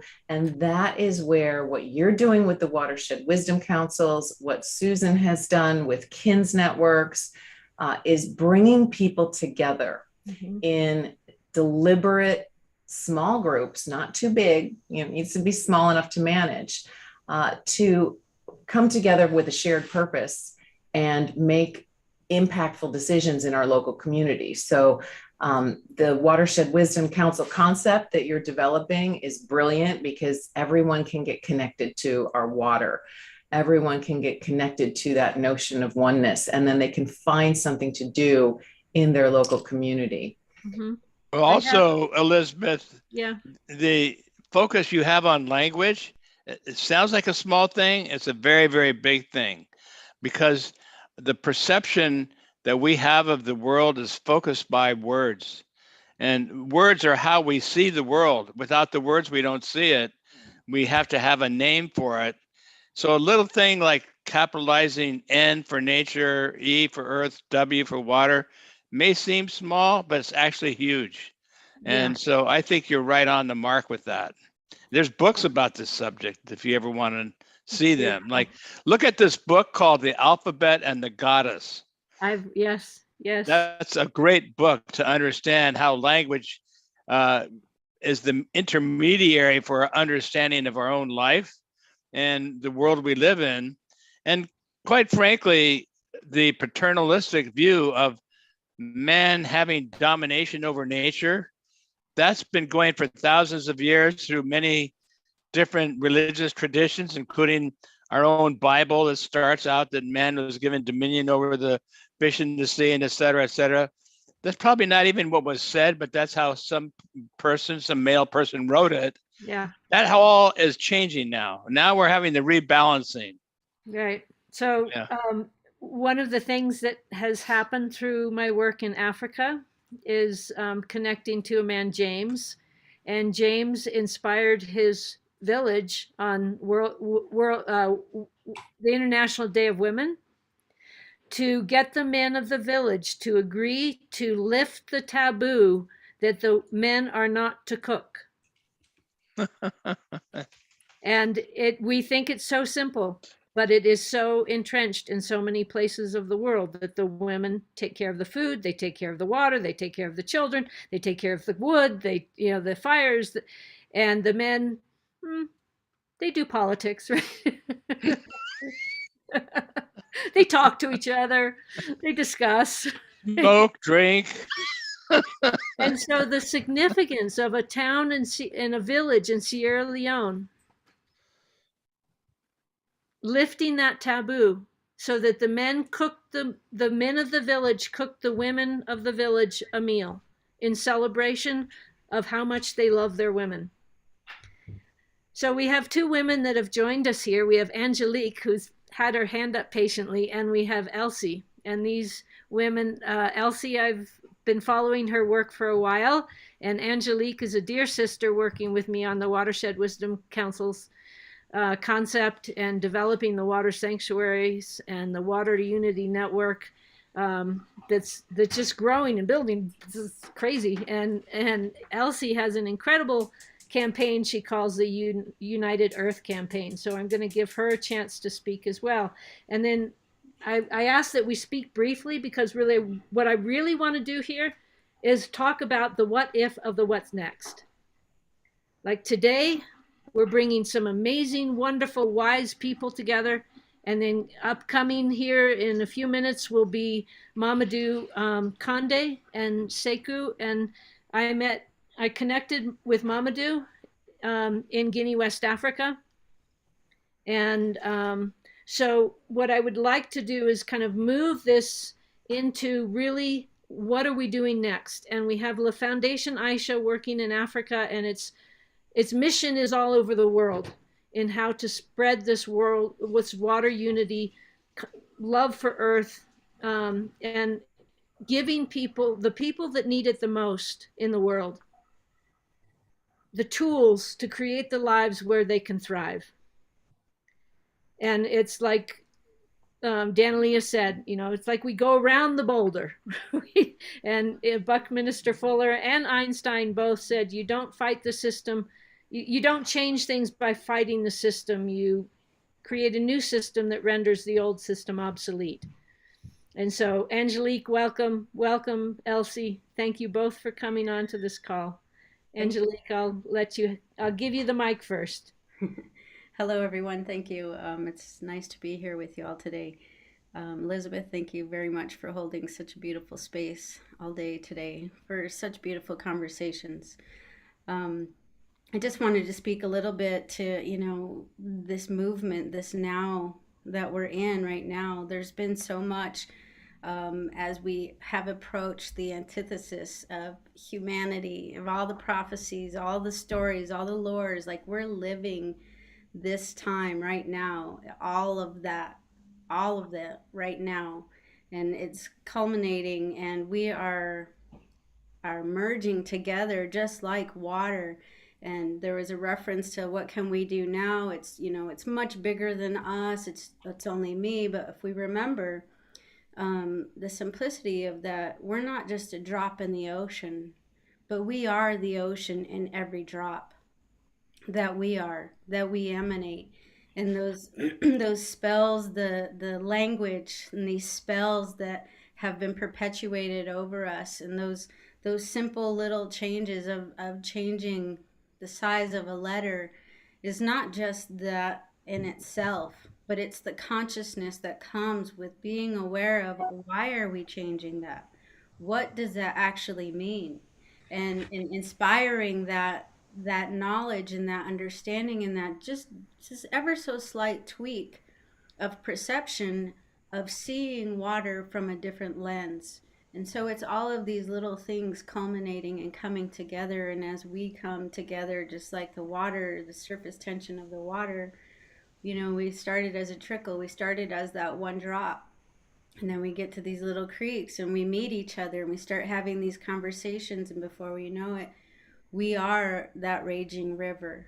And the remembrance of that ocean living within us is the key, because all we have to do is sit in that implosive energy, in that stillness, in that quietness with our own internal waters, and move from there and ripple out into the world and ask for that guidance for how do we move next as we move into these projects in the world together, and let her bring us together in her rhythm and in her flow, and just be in surrender and point our toes down and enjoy the ride, is what I'm doing to the best of my ability these days. But I just wanted to speak to that a little bit about the significance, and truly, there is no percent, there is no size, there is no difference, and there is nothing that isn't malleable when we really step into the beautiful Mother Nature that is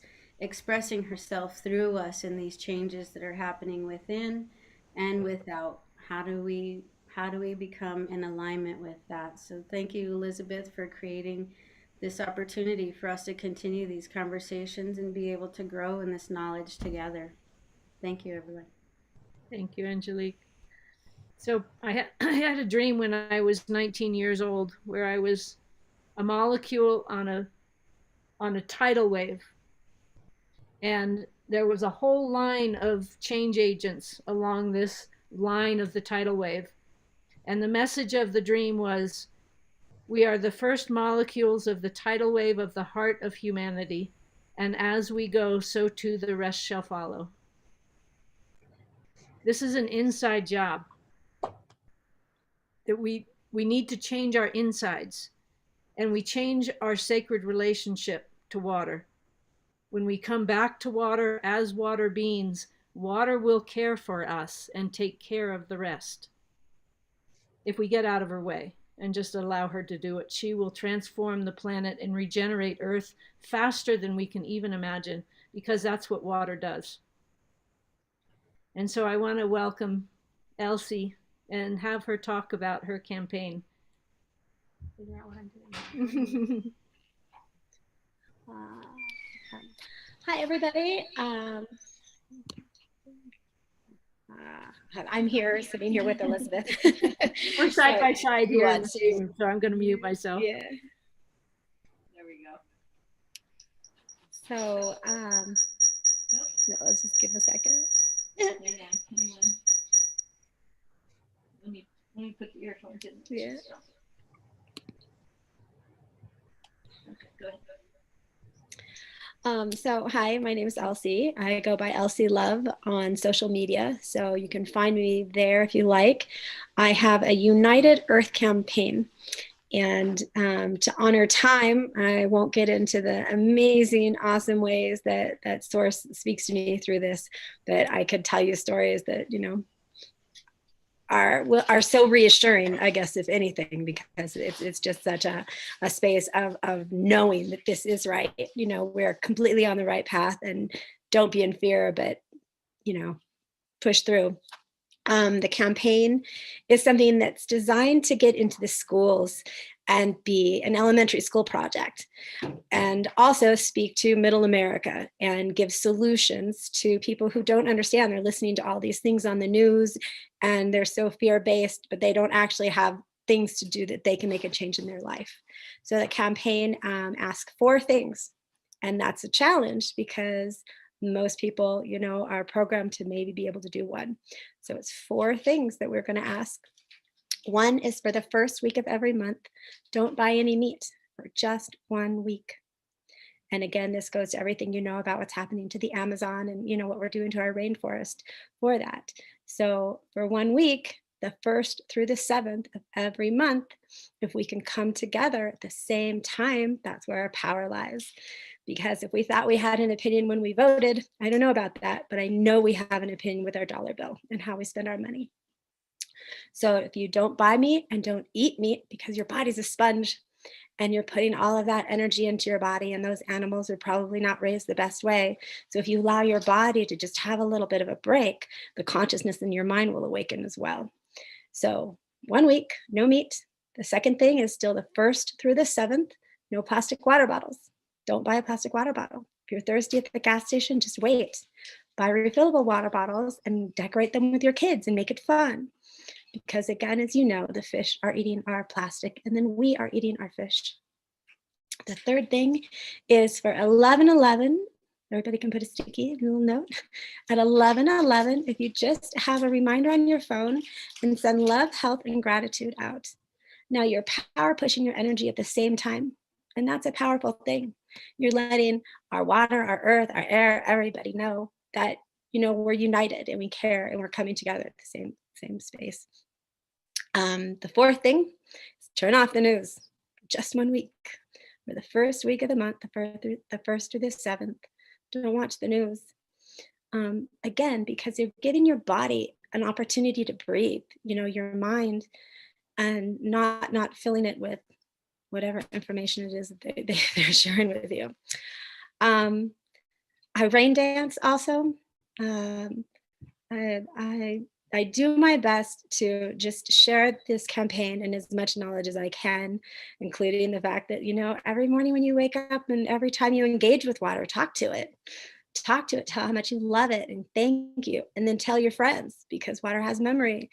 And, I will send messages to water and I'll get responses from people that I've sent messages to water through. It's a pretty amazing thing. And yes, choosing your words, as Elizabeth said, is so powerful. So whatever is happening, we get to do this. We don't have to do this. We get to do this. We're in the space of, we have more accessibility to communicate with each other right now than we ever had before. And if coronavirus taught us anything, in 1 day, the ozone layer repaired herself. So the moment we slow down a little bit, we're going to watch Earth just transform amazingly. And that will feed everybody's, to do more and to be more aware. So I could go on with a lot of things, but being honoring time, I love you all. And it's so great to work with so many beautiful people collaborating in the right energies. Bless me. Thank you. Thank you, lovely. The amazing thing is,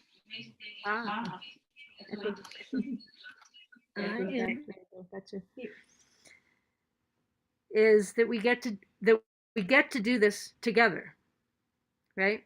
Is that we're now, as you say, we now have a near zero cost mass coordination tool across the entire planet.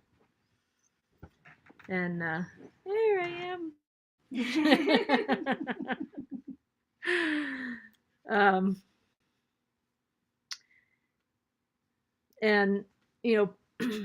when I was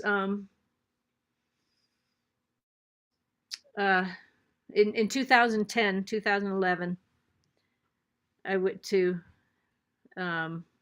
Guinea, West Africa, just to learn drum and dance. And through that, I met Mamadou Kandé. Through that, I met Sekou Kandé. And we have them on the call with us. I would like them to come. Say hello, unmute.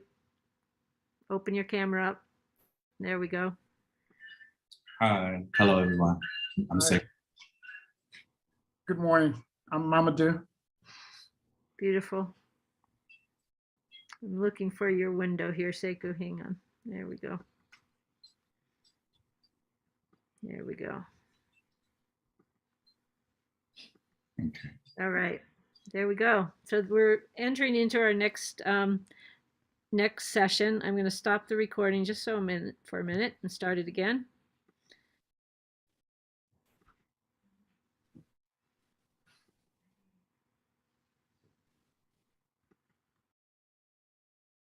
There we go. We're coming into our last session. We started at 6 o'clock.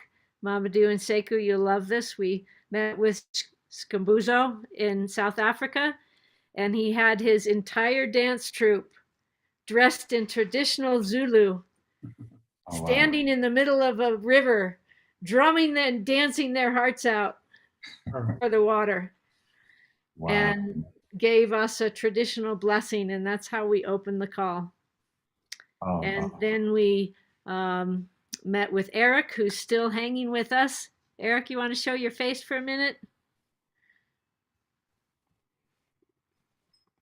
There he is. Eric has youth leaders, and he's gathered the most amazing young people around the planet and supports them, and then his best friend. And really supports them and highlights them, inspires them with his Youth Leader magazine. And Eric is working with us in Guinea, West Africa, and we're all coming together through this beautiful emerging NGO nonprofit called La Foundation Aisha, or Aisha's Foundation. And this whole day is actually a fundraiser. We are charging for people to watch this online. I don't know how many people are actually coming to it, but we'll continue these calls and make these archives available. And in this process, we're hoping to bring opportunities for abundance for these groups that are doing amazing work. And it's, you know, it's the price of 2 lattes, right? It's easy to do, to support this, and building a stewardship community, a water stewardship community. So thank you all for being here. Thank you, the 3 of you, for being so supportive of my crazy strategy, weaving all these threads together, and somehow they're coming together, which is really, really amazing. So I just really want to honor everybody: Lauren, Susan, Angelique, Elsie, just Sol this morning, Chambuzo, and what people are doing to make their world. It's going beyond sustainability. It's so we can thrive, because that is our birthright as a species, is to be able to thrive on this planet. And so I'm going to give the mic over to you, Mamadou and Sekou, and tell us more. Okay, so good day, everyone. I'll start. It's a pleasure to be here with all of you lovely people, and to be in the space with individuals that feel like there is something that needs to be done to change our present circumstances on this planet. As we all know, there are many people who are suffering. There are many of our people who are in a very detrimental situation right now. And for us to be able to have the mindset that we want to take some initiative to figure out a way on how we can make the earth and our people more healthy and in a better space. My name is Sekou Konde. I'm the son of Mamadou Konde. We both created with Elizabeth, we created a foundation called the Aisha Foundation, AKA La Foundation Aisha. The little story behind the foundation, my little sister, which was Father Mamadou's daughter, passed away at a very, very young age of 3. She passed away actually before her 4th birthday, from some complications. But her spirit was so beautiful and so loving, and so caring and nurturing. And her spirit was so bright and so big, that we wanted to create a foundation in her name, to spread the same type of innocence and the love that she had for people as a whole. So we created the foundation to be able to help the earth and its people in any way, form, or fashion that we can. Water is definitely one of our biggest components. We also are dealing with social justice. I'll get a little bit more into that later.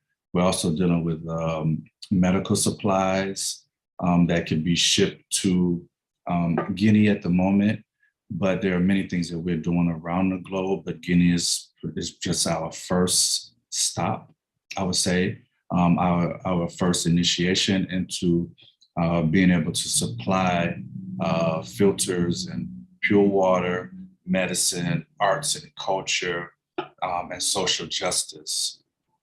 So that's just our first initiation. But as things progress, of course, we know that those components are needed all around the world, and even here in the United States, where we still have people who are here where we live that are in a detrimental situation and need pure water, that need medical, that needs social justice, and then needs arts and culture. So surrounding that, this is what La Foundation Aisha or Aisha Foundation is purpose. That is our charge, is to make sure that we have all of the things necessary to help those who are in need. That is definitely what Aisha would have wanted us to do, and that was her spirit, and that's what she wanted to give to the planet and to everyone that she met. Her spirit was so beautiful and so loving. So we're actually trying to do our best to mimic her. She's in a greater place right now that she can really be able to help guide us along the path of being able to offer these great services to our people around the globe. With the social justice piece, we were able to open up an office in Guinea and created an NGO there with the same name of La Foundation Aisha. So we have a 501c3 here in the United States, and we have an NGO that is registered in Guinea-Conakry as well. The brilliant, amazing lady that is the president, her name is Fadima. She actually served in the Congress of Guinea. Her travels took her all across the world, bringing awareness to social justice and bringing awareness to the importance of the protection of women. She was able to create her own NGOs as well that was charged with that purpose. And we are blessed and honored to have her as the president of the NGO in Guinea-Conakry to run that, the office there, so that we could definitely be able to work with the youth, to work with endangered women who are being abused, to help us to be able to identify areas in Guinea where there really needs to be a pure water initiative, to also help us identify where medical supplies are truly needed. We've created a partnership with MAP International, who has partnered with several different organizations around the world. We're giving supplies to hospitals, all medical supplies that some hospitals around the world may be delinquent and may not have those to be able to offer to people for their health as they grow older. So all of our projects are very huge. We are not trying to make anything small. We're going for the big thing, because we really want to offer and to service as many people as we possibly can around the globe with those components. And when we talk about arts and culture, we know culture is very important to the sustenance of every human being, no matter where you are on the planet, whether you're African or whether you're Chinese or whether you're Japanese or whether you're English or whether you're Polish. Culture is very important for the human soul because it aligns us with our people. It aligns us with the earth.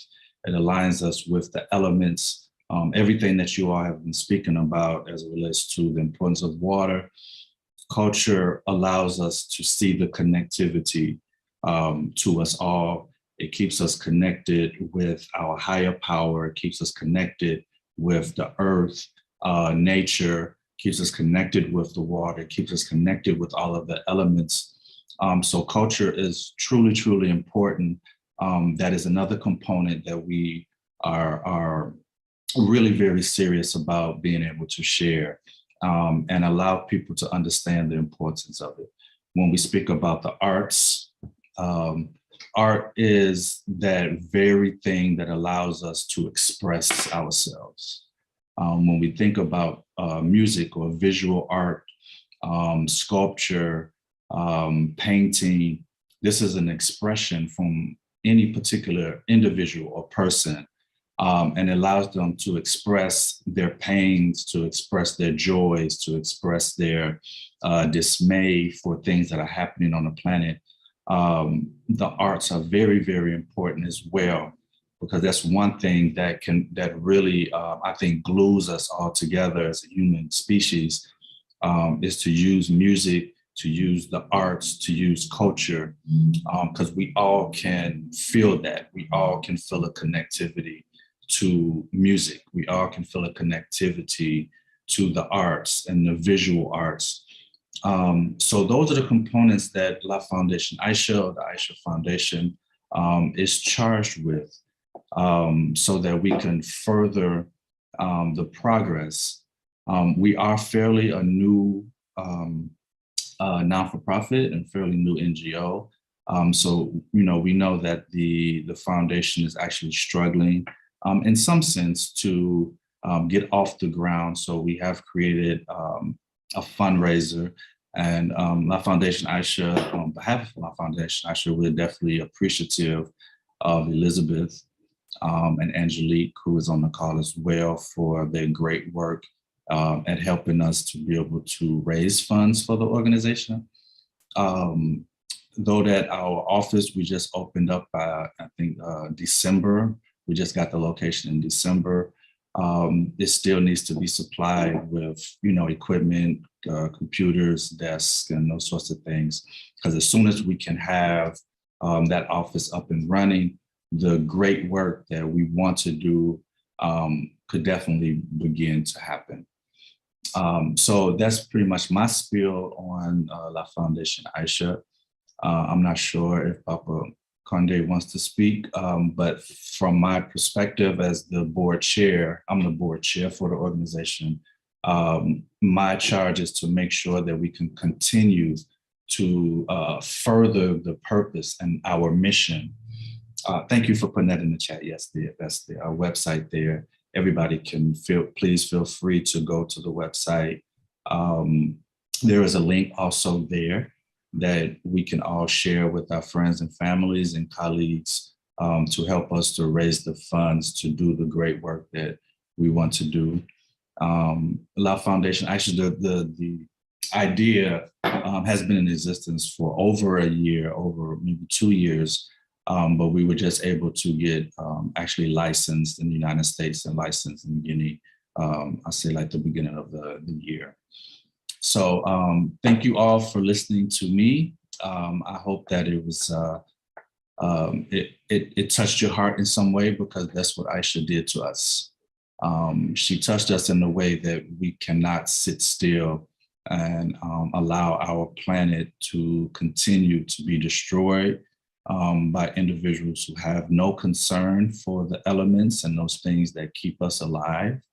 I'm not sure if y'all spoke about the Amazon, but we're having that same situation in many, many parts of Africa where trees are being cut down, but they're not being rebirthed, like they're not replanting these seeds. So it's definitely a world global problem that we all have to, in some form or fashion, make people aware of it and figure out ways that we can continue to make these elements to help us, because these are the things that we need to breathe. These are the things that we need to stay healthy. So that is our charge from my perspective. So thank you so much, everybody, for being warm and listening to my conversation. I don't know if you anything you may want to say.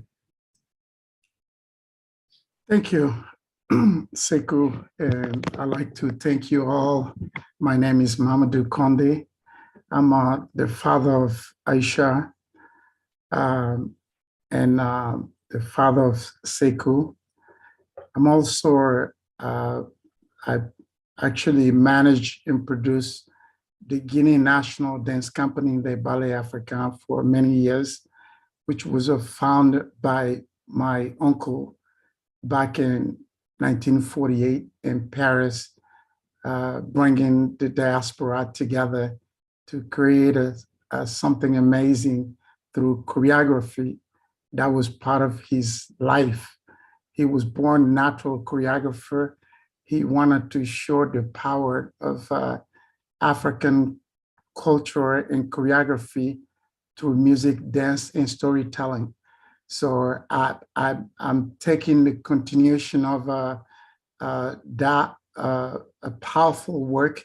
This company have performed in over 150 capitals around the globe. You can name it from Broadway to Brisbane, Australia, to Paris, to Tokyo, and you can name it. So I have been continuing that journey, and Aisha was born and she saw this work. She became a natural humanitarian. What I mean about that, if Aisha see a cat walking, passing by that needed water, she's gonna do everything to get water to that cat before we do anything. If she sees someone in need, she will tell you, she will come to the person and talk to them and ask them what they need. Most of the time, I used to be afraid and say, Aisha, you don't get too close to people that you don't know. She just simply tell us and taught us that that's okay. Everything is okay. And when we lost Aisha, it was like we lost everything. What was the best thing to do was to use her, what she gave it to us, what she taught us, that she was born humanitarian, to just continue that path, that journey. And right away, I sat down and started praying for everyone that will come together to start this journey. While I'm praying, Elizabeth called, follow right in my hand. When the phone rang, I said, and when she called me, it was about, Mamadou, we started something a few years ago, and we didn't get to the end, to the project. I'm calling you to see what we can do to help people with pure water. I say, Elizabeth, this is a God's call, because I'm sitting praying right now, and the prayer been answered. So we're on the journey. So from that day till now, we've been working together, because we, like she said in the beginning, she was in the trip to Guinea, where we met. We was there putting a blend of music together from Chile to Europe to Africa. We was working on the musical journey in Guinea. And that's how we come to get to know each other. And we are together on this journey, trying to help the planet with pure water, with everything that Sekou mentioned. But in order for us to do this, to accomplish this, we need you all. This is why I'm so honored to be on this platform today. I just flew all night from San Diego to Vegas to Ohio. Before that, I flew from Guinea in 2 days, Guinea, Paris, Amsterdam, Chicago. So I haven't sleep enough in the last a month, but I'm still, tireless as far as we are in this journey. We went and created music, original music in Guinea, and one was created here with blend of musicians that wanted to help this foundation. Our goal is to get each one of this music to share with the planet. We wanted to get 1 million people to give a $1 to take this music in honor of Aisha so we can help the planet with it. So we need all of you, each and every one of you. We will not be able to accomplish this. We need a people with a great platform, with good heart, that will join us in this journey. With Elizabeth, Angelique, Sol, Sekou, another partner, Mamadi, Cisse, all of us were in the journey to be able to find people like you, people with heart that will come. This is not about us. It's about the people. This is all about the people. You can see the people. It's all about the people, not about us. We wanted to serve the world. We wanted to serve you, to serve everyone through Aisha. And please join us in this journey to really uplift the planet with pure water, with sustainability, with food, enough food, with enough health care for the children, for the women, for the girls of all over the world. So I'm very honored to be on this platform. I'd like to thank everyone, Michael, Eric, Elizabeth, Angelique, and every one of you that are here, and Francis, Alice, Love. So I do want to thank you all for being part of this platform today.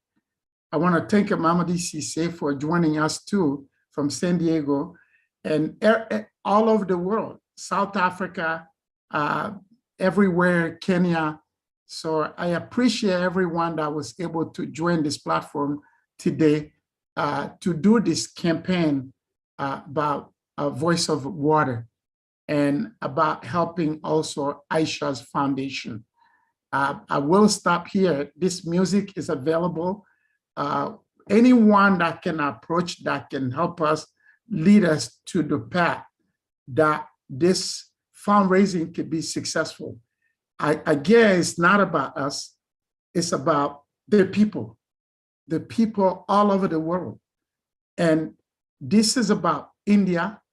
It's about women and children, women and girls.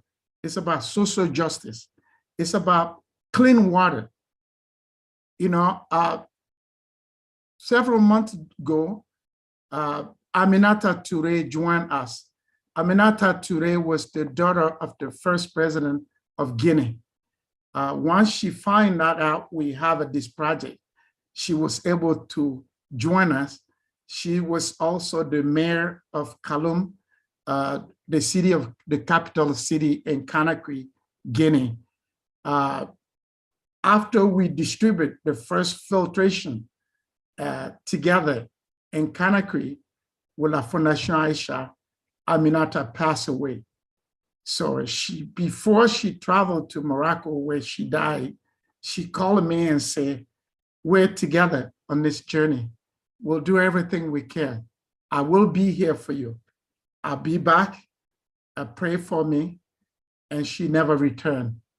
So I'm praying for all of you to join us strongly, to join us, anyone with voice we wanted to give a voice to the people that does not have it. So please, together, is anything that we can try to do together and not succeed. Together, we can always succeed. Again, thank you so much. And I'm honored to be here. And please join us to raise a fund for all of the gold that we have, whether it's Amazonas, whether it's a voice of water, whether it's bringing a pure water to the people at the global level, starting in Guinea, whether it's to give a good health to people by bringing medicine, whether it's to bring a food to people. But it's an honor. I'm totally honored to really be among you today. And I thank you so much. And I'm praying that God will bless us all. Thank you. Thank you, Mamadou. We are honored to have you with us as well. Thank you. Yeah. Well, Mamadou has been a very significant person in my development in terms of his faith and his belief in what we're doing and his belief in me. So I really want to thank you. We couldn't do this, Elizabeth, without you. And again, thank you with all my heart. I know you don't sleep. Nope. No. You know, you're the first to go to get up, and you're the last to go to bed. How did you know? Thank you. I didn't sleep last night. I know that. So I know when you called me, I'm on transit in San Diego. I'm at the airport. Yeah. I knew you wasn't gonna sleep. But I'm honored to get to know you. Yeah, likewise. And thank you. We are in this together, and we truly are creating a tidal wave of humanity. It's a tidal wave of the heart of humanity, right? It's like we're all waking up to the power of our heart and what it means to truly be together as a species on this planet and as water beings on this planet. I would like to introduce Randy Hatton, who's joined us. And Randy is a water lover, water worker, water wizard, and has a device that we've spoken about bringing to where it's needed most, and like creating it as a kiosk. Like we can't put plumbing in every house, right? But by bringing these kinds of technologies to kiosks that people can come and fill up their ceramic bottles or their glass bottles and be able to take home and charge their solar batteries. And, you know, that was one of the things that really struck me in Guinea was the amount of batteries on the ground leaking out their mercury, leaking out all their toxins onto the ground, and children picking them up. And, you know, so Randy, welcome. Thank you for joining us. Thank you for having me, Elizabeth. And yeah, it's an honor. It's an honor to be a part of this. And to hopefully be a part of the solutions here to the conditions that are happening in different parts of the world. You know, I've been working on this for 22 years, and I still have much to learn, definitely. But I've come quite a long way of understanding more how to really listen to water and to hear what water is asking us.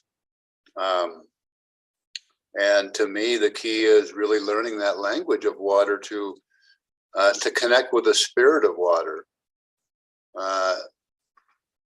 to understand that I feel all, most likely Akashic records are stored in water. So when we treat it by copying nature's way with love and respect, water has an amazing ability to give us life. And so a situation where we have a lack of healthy, clean water, like in Africa and actually all over the place. You can be in the middle of New York City, you can be in the middle of anywhere, and because we've been treating water unconsciously, we haven't been seeing it as the mother of all life. It can only give so much life back when it has been abused and misused. And so what I've come to understand is that and Albert Davis and Walter Rawls actually did 10 years of research on just the effects of what happens when we magnetize water, and how you can, in farming, growing plants, and even people, you can drink, you know, basically you can save 30% in agriculture just by magnetizing water alone with certain magnetic fields. When you're using, working with plants, we have different array. Plants only like South Pole magnetism. And if you give them North Pole water, they don't do very well at all. Actually, they do worse than any magnetized water. So, but we understand the polarities of magnetism and how the electrons work with magnetism. And then when we start understanding that water needs to continue to do the dance of life, it wants to continue to do the dance of life. And so when we stagnate water in any portion, whether it be in a bottle, in a tank, it loses that life force energy. That molecular structure of the water starts changing. Nitrate levels go up in water when it's stored stagnant in a tank.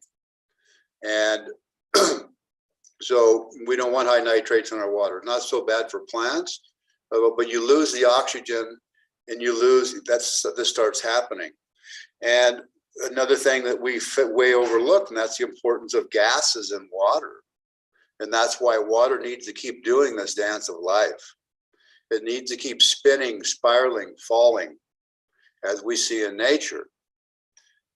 We humans, we think we're quite smart and we can outsmart how nature is, but we are seeing that's not the case. We're not smarter than nature.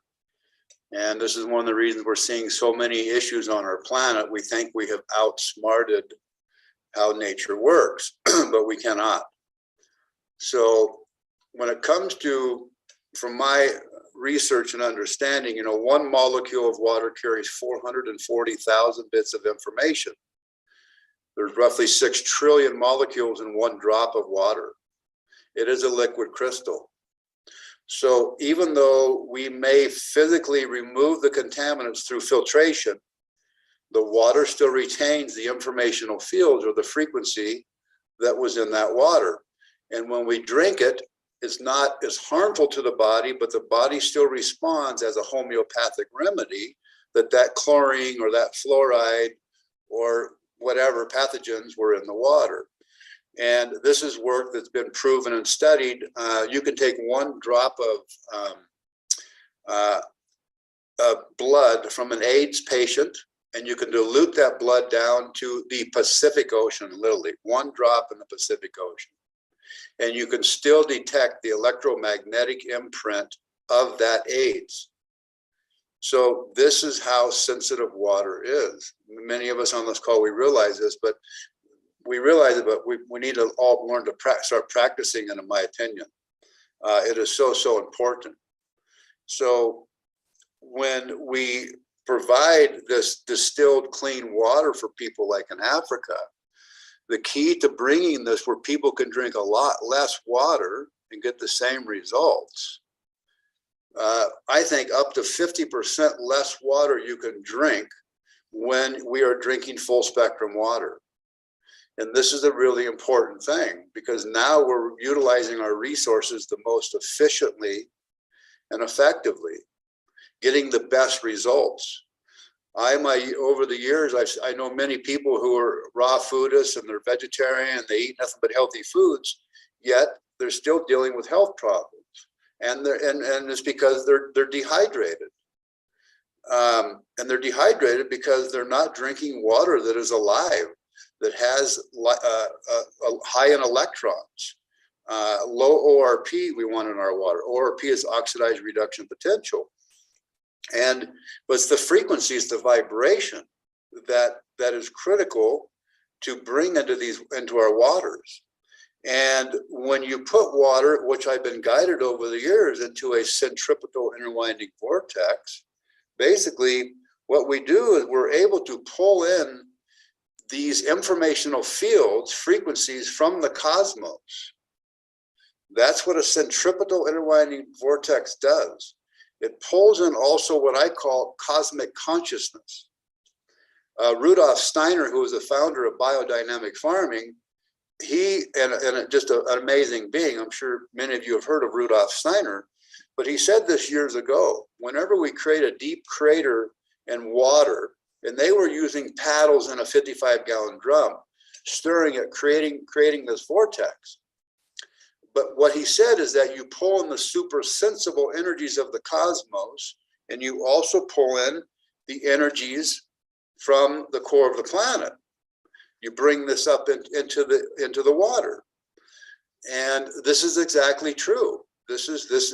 We can't see, most of us, with our naked eye, but people that can see energy, or they can see into these other dimensions. That's exactly what happens. So this is, and then again, just learning. It's really simple. It's really quite simple. Anytime people ask me, what do you think of this water device? Because there's all kinds of water restructuring gadgets out there on the market.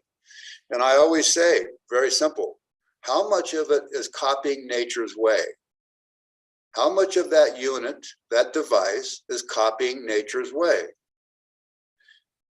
We know the work of Mashirimoto, that water is clearly conscious. And we know that we can put stickers on our glasses and put love and peace and harmony and all that. And that's great, but I can guarantee you this, something Emoto didn't go into. If I'm having a bad day and I'm really ornery, pissed off at the world or whatever, and I write love on a sticker and put it on a glass of water, you're not going to get a pretty picture in that picture of that's just shown, which they use a superconductive electron microscope. So everything in life is about intention, as what I feel. Intentions are key to what we do. And that intention that I'm writing on that sticker, to put it on that glass to support that water, of being more appreciated or loved. So I don't know really, Elizabeth, if there's some specific questions. I'm kind of just, flying off the handle here on this, but this time is really about focusing on what solutions we can do to bring to a country like Guinea, West Africa, which is the 5th poorest country in the world, and yet has huge amounts of resources, and the people don't benefit from it. In terms of what you feel your full spectrum water can contribute to cleaning up our sacred relationship with water in a community like Guinea, West Africa, and how we can, like, for me, the Watershed Wisdom Councils is a step, and it's just one step, but it's a step to bring tools and solutions and skills and mentorship into a tangible implementation in the ground. With our feet in the water, right? In the water, that the water's clean enough that we want to put our feet in the water. Yeah. And in Guinea, that's not the case. It's the amount of garbage, the amount of unconscious relationship to the natural world because of colonialism. You go out into the villages, they're still taking care of their land. They're still, the villages are clean, right? It's an interesting juxtaposition. In a capital city of Conakry, of Mamadou knows how many million people, there's no water infrastructure. And so this is a huge task to be taken, but it is also a huge opportunity to not start putting pipes in every house, to start putting in devices that are actually going to be bringing pure water, pure full spectrum water, that's like cell phones. There were never telephone lines stretching across Africa. When cell phones became adopted, they were adopted like that. And so, we can leapfrog the obstacle. We can go around the obstacle if we work together for this. And I feel that your full spectrum water is a really important, even if it's not the device itself, but the thought that has gone behind, has created the device. And Angelique is here also, and she has amazing water filters, and just really, like, my intention is to bring us into implementation, like coming to the solutions and not talking about it anymore, but actually doing it and figuring out how to do it and finding the wisdom that exists in the world. We have all the pieces we need, and how to bring them together. As Mamadou said, how can we work together to solve these issues that are tremendous, and we can hold the highest intention while we're doing it, and that will transform it. But those situations do exist now. And so, looking for the systems that this higher level of water unity consciousness can begin to actively work in the world on a tangible, practical, efficient manner. Right. Well, I mean, my observation and opinion about this is the distillation that is run on solar powered, and I believe it comes from, I believe there's a company in Africa that has put this together, and it produces thousands of gallons a day. You take, to me, distillation, because we have been so unconscious, the human race has been so unconscious about how we've been going about our lives. And there's others behind it, but I'm not going to go into pointing fingers. It's not necessary. It is what it is at this point. But distillation combined with full spectrum water technology, to me, it's the key. It's the key combination to support. And the reason for this is because when you understand, again, back to how water's a liquid crystal. We are liquid crystal beings. That's what we are, in my opinion. We are liquid crystal beings. And water is the major player in shifting consciousness. So the more that we start stepping into a higher level of awareness and consciousness, the more we will take our power back from our governments and from the situations that's happening on this planet. And water, again, I feel plays a major role in this. It plays a major role in many areas. Water does not only support our physical body. I have done tests with this over many years. Water supports, in a big way, the balancing of our brain hemisphere, which is balancing the masculine and feminine, which is really critical in this time we're living in, to really step into that feminine side of ourselves and that feminine side of our brain, because that's the more nurturing, loving, compassionate side of us. And again, water, from tests I've done, drinking full spectrum water, do this. They also work with our other bodies, the bodies we can't see, the astral body, the causal body.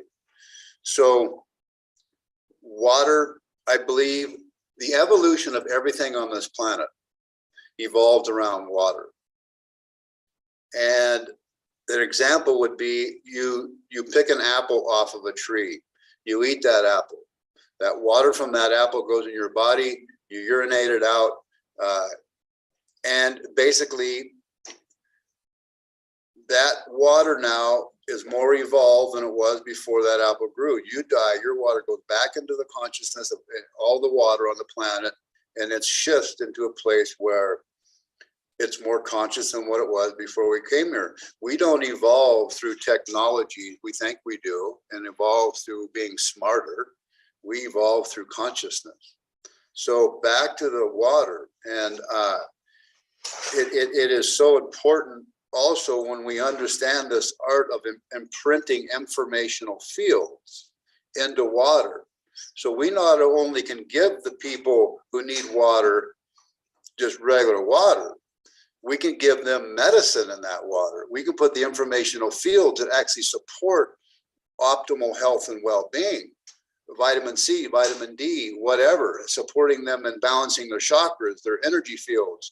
There's a vibration to everything and a frequency. And when you understand this art, yes, a centripetal interwinding vortex is the key to this, or putting water into a toroidal field, a toroid. These are so, so critically important. We have so overlooked this on so many levels. And so again, when you can produce water, I mean, from what I've seen with this unit that I looked at, I have to do more research on it. This big distiller that runs on solar panels, what it can pump out for the cost of what it takes to invest into one of these. And then at the end of that distillation process, we run it through full spectrum systems.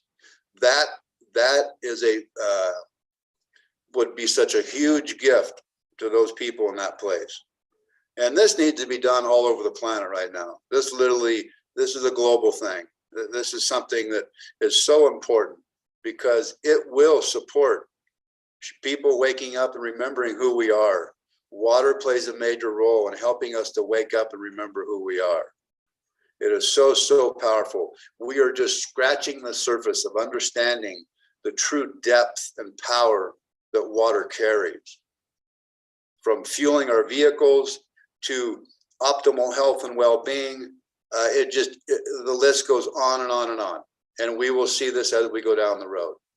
So, so important. Yeah, I would like to second what you're saying, and I appreciate everything you shared. I want to bring up one point that has been spoken about, but our mentality is a big cause of our destruction as well. You know, it's like a child being born and not having the mentality to understand how important the mother is. Our mentality definitely needs to change as it relates to everything that you shared, Randy, and the things that everybody has been sharing along the way. Is that once we can actually change our mentality about the importance of what it is that keeps us alive, keeps us rooted with nature and the astral plane that you're speaking of, then I believe things would change on a greater scale. But if we don't, really get back to the standpoint of understanding that my thoughts or my concept or perception of something is twisted, then all of the things that could really allow us to align ourselves with those important factors that you're speaking of, it kind of all goes to waste when we don't have that particular mentality change.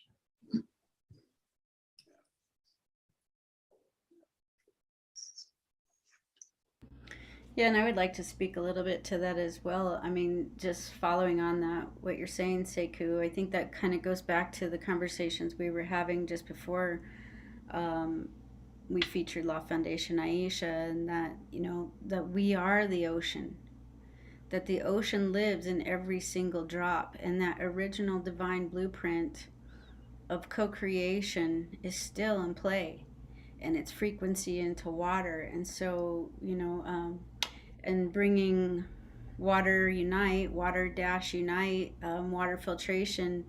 I know that we've had conversations about making 3 village units and bringing survivor units to the islands on Guinea, which is only one facet, as Randy's speaking to. That energetic imprint is the other piece of it. Once we've cleared out those physical contaminants, there is a whole nother layer that needs to be addressed in that full spectrum. That's amazing if we can bring those tools in, but to also remember that we are that technology, and everything that we've created outside of us is just a demonstration of what we're capable of doing internally. And so, as you say, shifting that perception, Elizabeth was talking about they didn't have to do telephone lines.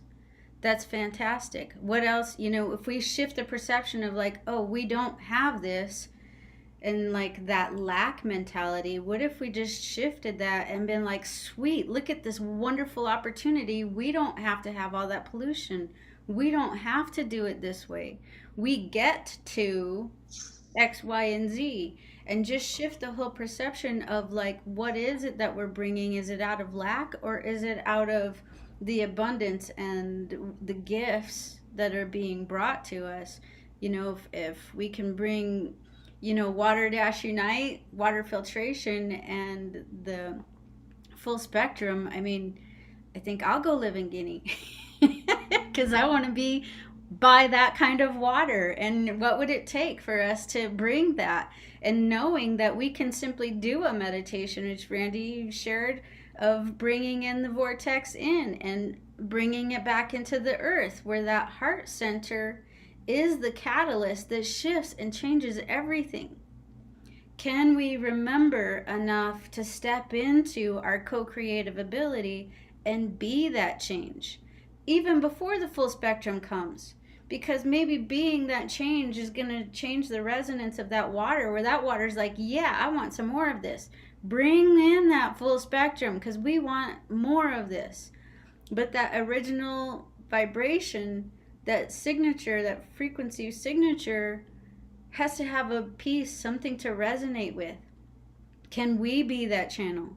Are we willing to be that channel and understand the co-creative ability that we have and that divine blueprint that has not changed since the beginning of time, when frequency went into water, creating the cymatics of everything that exists? As co-creators, let's step into our birthright and be the gods that we're designed to be, and be that change and create these resonances on our planet, and welcome these systems like Water Unite, nanofiber filtration, and full spectrum water for Guinea and for the entire world. Thank you.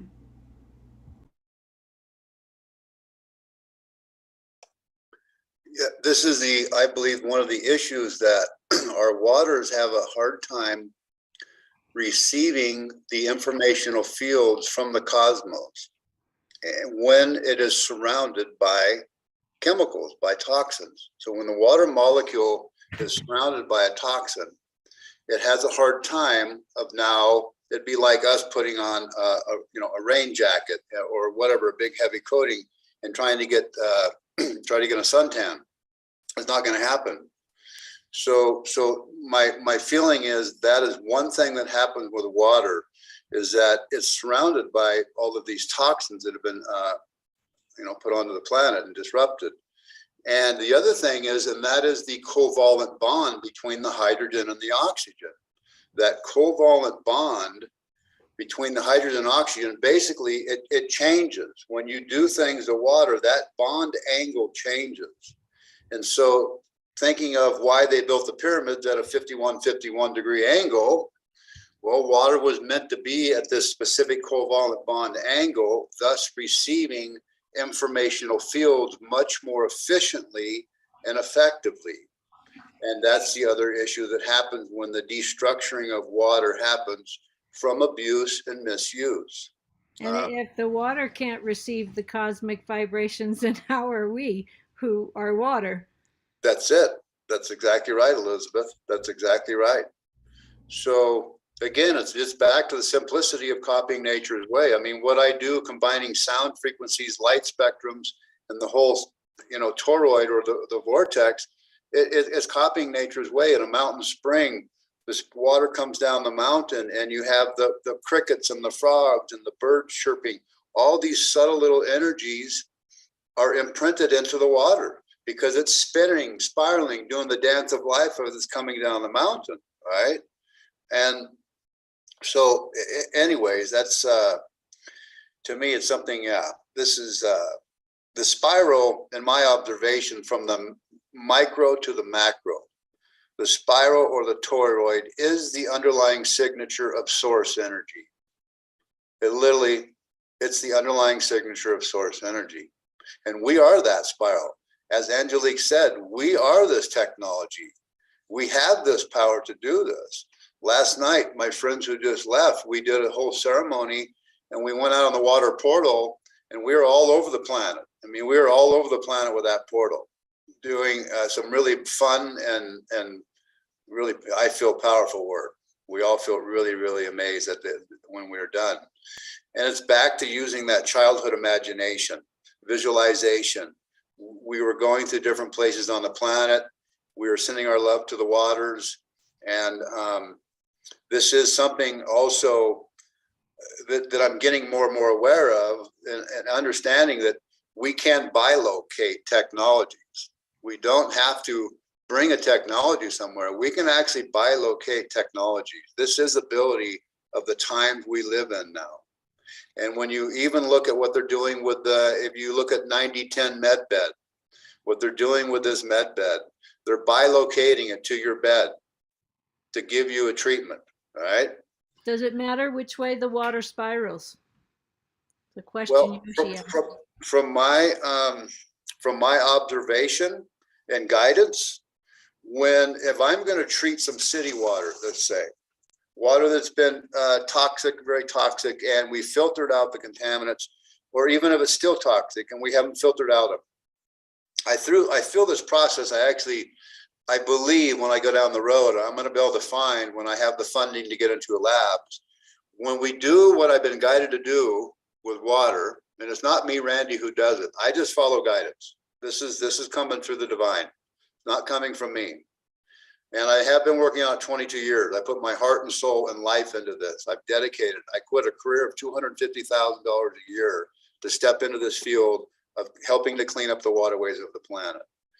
And so anyways, when we spin water in a counterclockwise direction, that is more the masculine energy.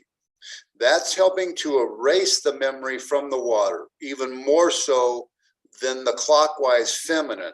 The clockwise feminine will also erase the informational fields. That's the other such an important thing of putting water into a centripetal interwinding vortex, is that we're dropping that load. We're clearing that lower vibrational contaminants. We're not clearing all the vibration, but we're clearing the lower vibrational contaminants of the mercury, of the chlorine, fluoride, whatever, yada, yada, yada. It drops that load. So now, if I were to say treat a swimming pool with one of my units, I would put the unit and run it. I would run it for probably a day or two in the pool counterclockwise, and then I would turn it around and run it clockwise, running the feminine for the rest of the month. That's what I would do. So long answer to your question, but yeah. Thank you, Randy. So we've kind of run our limit for the morning session. We're going to continue the Voices of Water. It's going to be another link.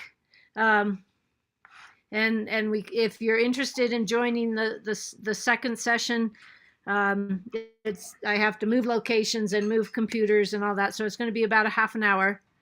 And Michael DiMartino is going to be the host, and we're going to be going for another 8 hours, I think. And we're going to end it with a great dance party, Dance for Water.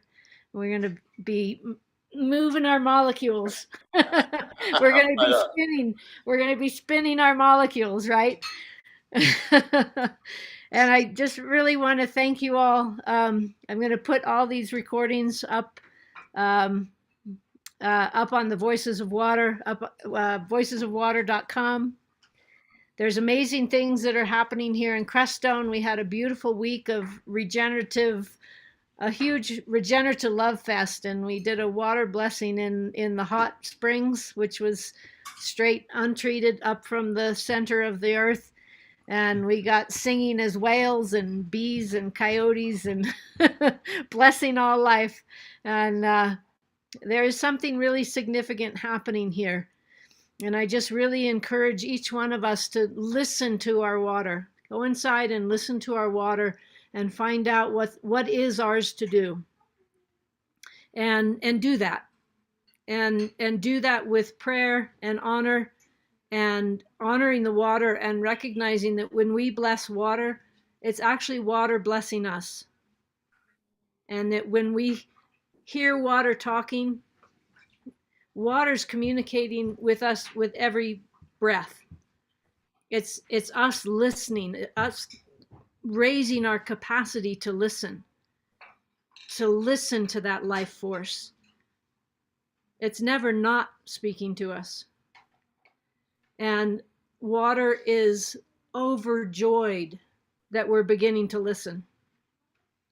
And she is responding in such reciprocity when she says, "Oh, there's one listening."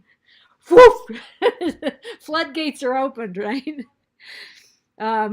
So it's been a wonderful morning, and I might get some sleep today, but I am so supercharged.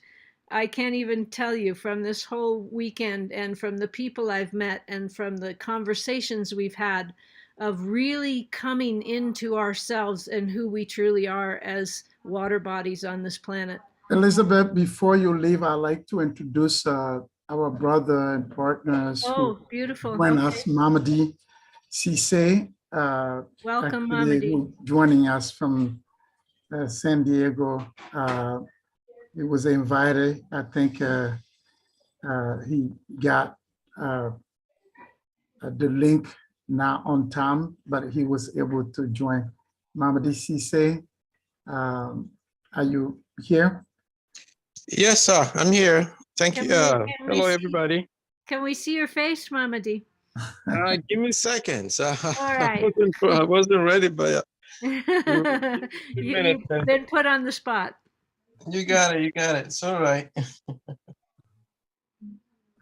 And you're in San Diego. Yes, I am in San Diego. Good meeting you, Randy. This is beautiful.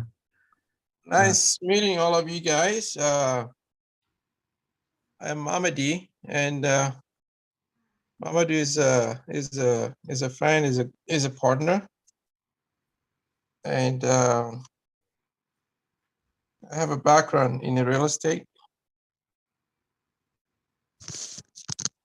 and we also have a corporations that's dealing with all aspects, including everything you guys been talking about as well. Name African Big D Corporation. Can you see my face now? Now we see you. Beautiful. Okay. Thank you. Thank you. All right. You're welcome. So it was a pleasure being Thank part you, of this meeting. my brother. I think it was very informative.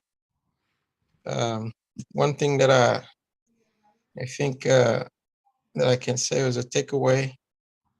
It's one of the speaker did mention that lecturing and speaking, talking is all good, but at the end of the day, if nothing is done about it, so the actions speak louder than word, in a sense. That's right. So doing what is supposed to be done is more important than detecting and not doing anything about it. Mm-hmm. That's right. Yeah, I appreciate it. Thank you. Thank you. Your interventions and all that. Thank you. I do have a quick question for the speaker, for the host, if I might, because I did hear some details about the water filtration and things like that, or the contaminations. And I did making a relation with the mother nature and the natural law and things like that. And I was wondering if the ground itself is not a better source of water, filtrations. I'm just wondering. What itself? I missed that. Sorry. I was asking the question: is the ground, for instance, if you dig a well deep down, usually the water comes out as clear water, and usually those water come from every water has been dumped from the top. Mm-hmm. So well, it's yeah. I think I understand what you're asking. It's we humans, as soon as that pure water comes up, then we start contaminating it. Gotcha. And the way we treat water, it's running, all our fresh water is being used. By some estimations, we have less than 17 years of fresh water left remaining if we continue at the rate we're going. We're using up our source of water faster than we're recharging and regenerating it. We're borrowing what we don't have. We're in deficit in terms of how we're caring for water. And so it really is a human issue, and we have to change our hearts as to how we treat our water. But unfortunately, I do have to go. We have to move to get to the next broadcast. If I could just say really quickly, Mama D, Zach Weiss is a beautiful resource into looking at some of the technologies that are available and utilizing the groundwater and replenishing that water and actually calling it up. And there are groups, I'm part of one in California where we're literally using the frequency to bring up primary waters as opposed to drilling, and really stepping out of that mindset of just penetrating the earth forcibly like that. So there are definitely a lot of movements moving in that direction, but I would recommend Zach Weiss. Has some beautiful, beautiful work in terms of working with nature and creating that within your ecosystem. Thank you. I'm going to put the next link in the chat. I just put it in the chat. If you copy that, and you can copy the entire chat. That's the link to the afternoon broadcast. So you're all welcome to come join the afternoon broadcast. But I do have to go because my ride is leaving and to take me to the next location. So just blessings, and voicesofwater.com is where, or the Aisha Foundation .org.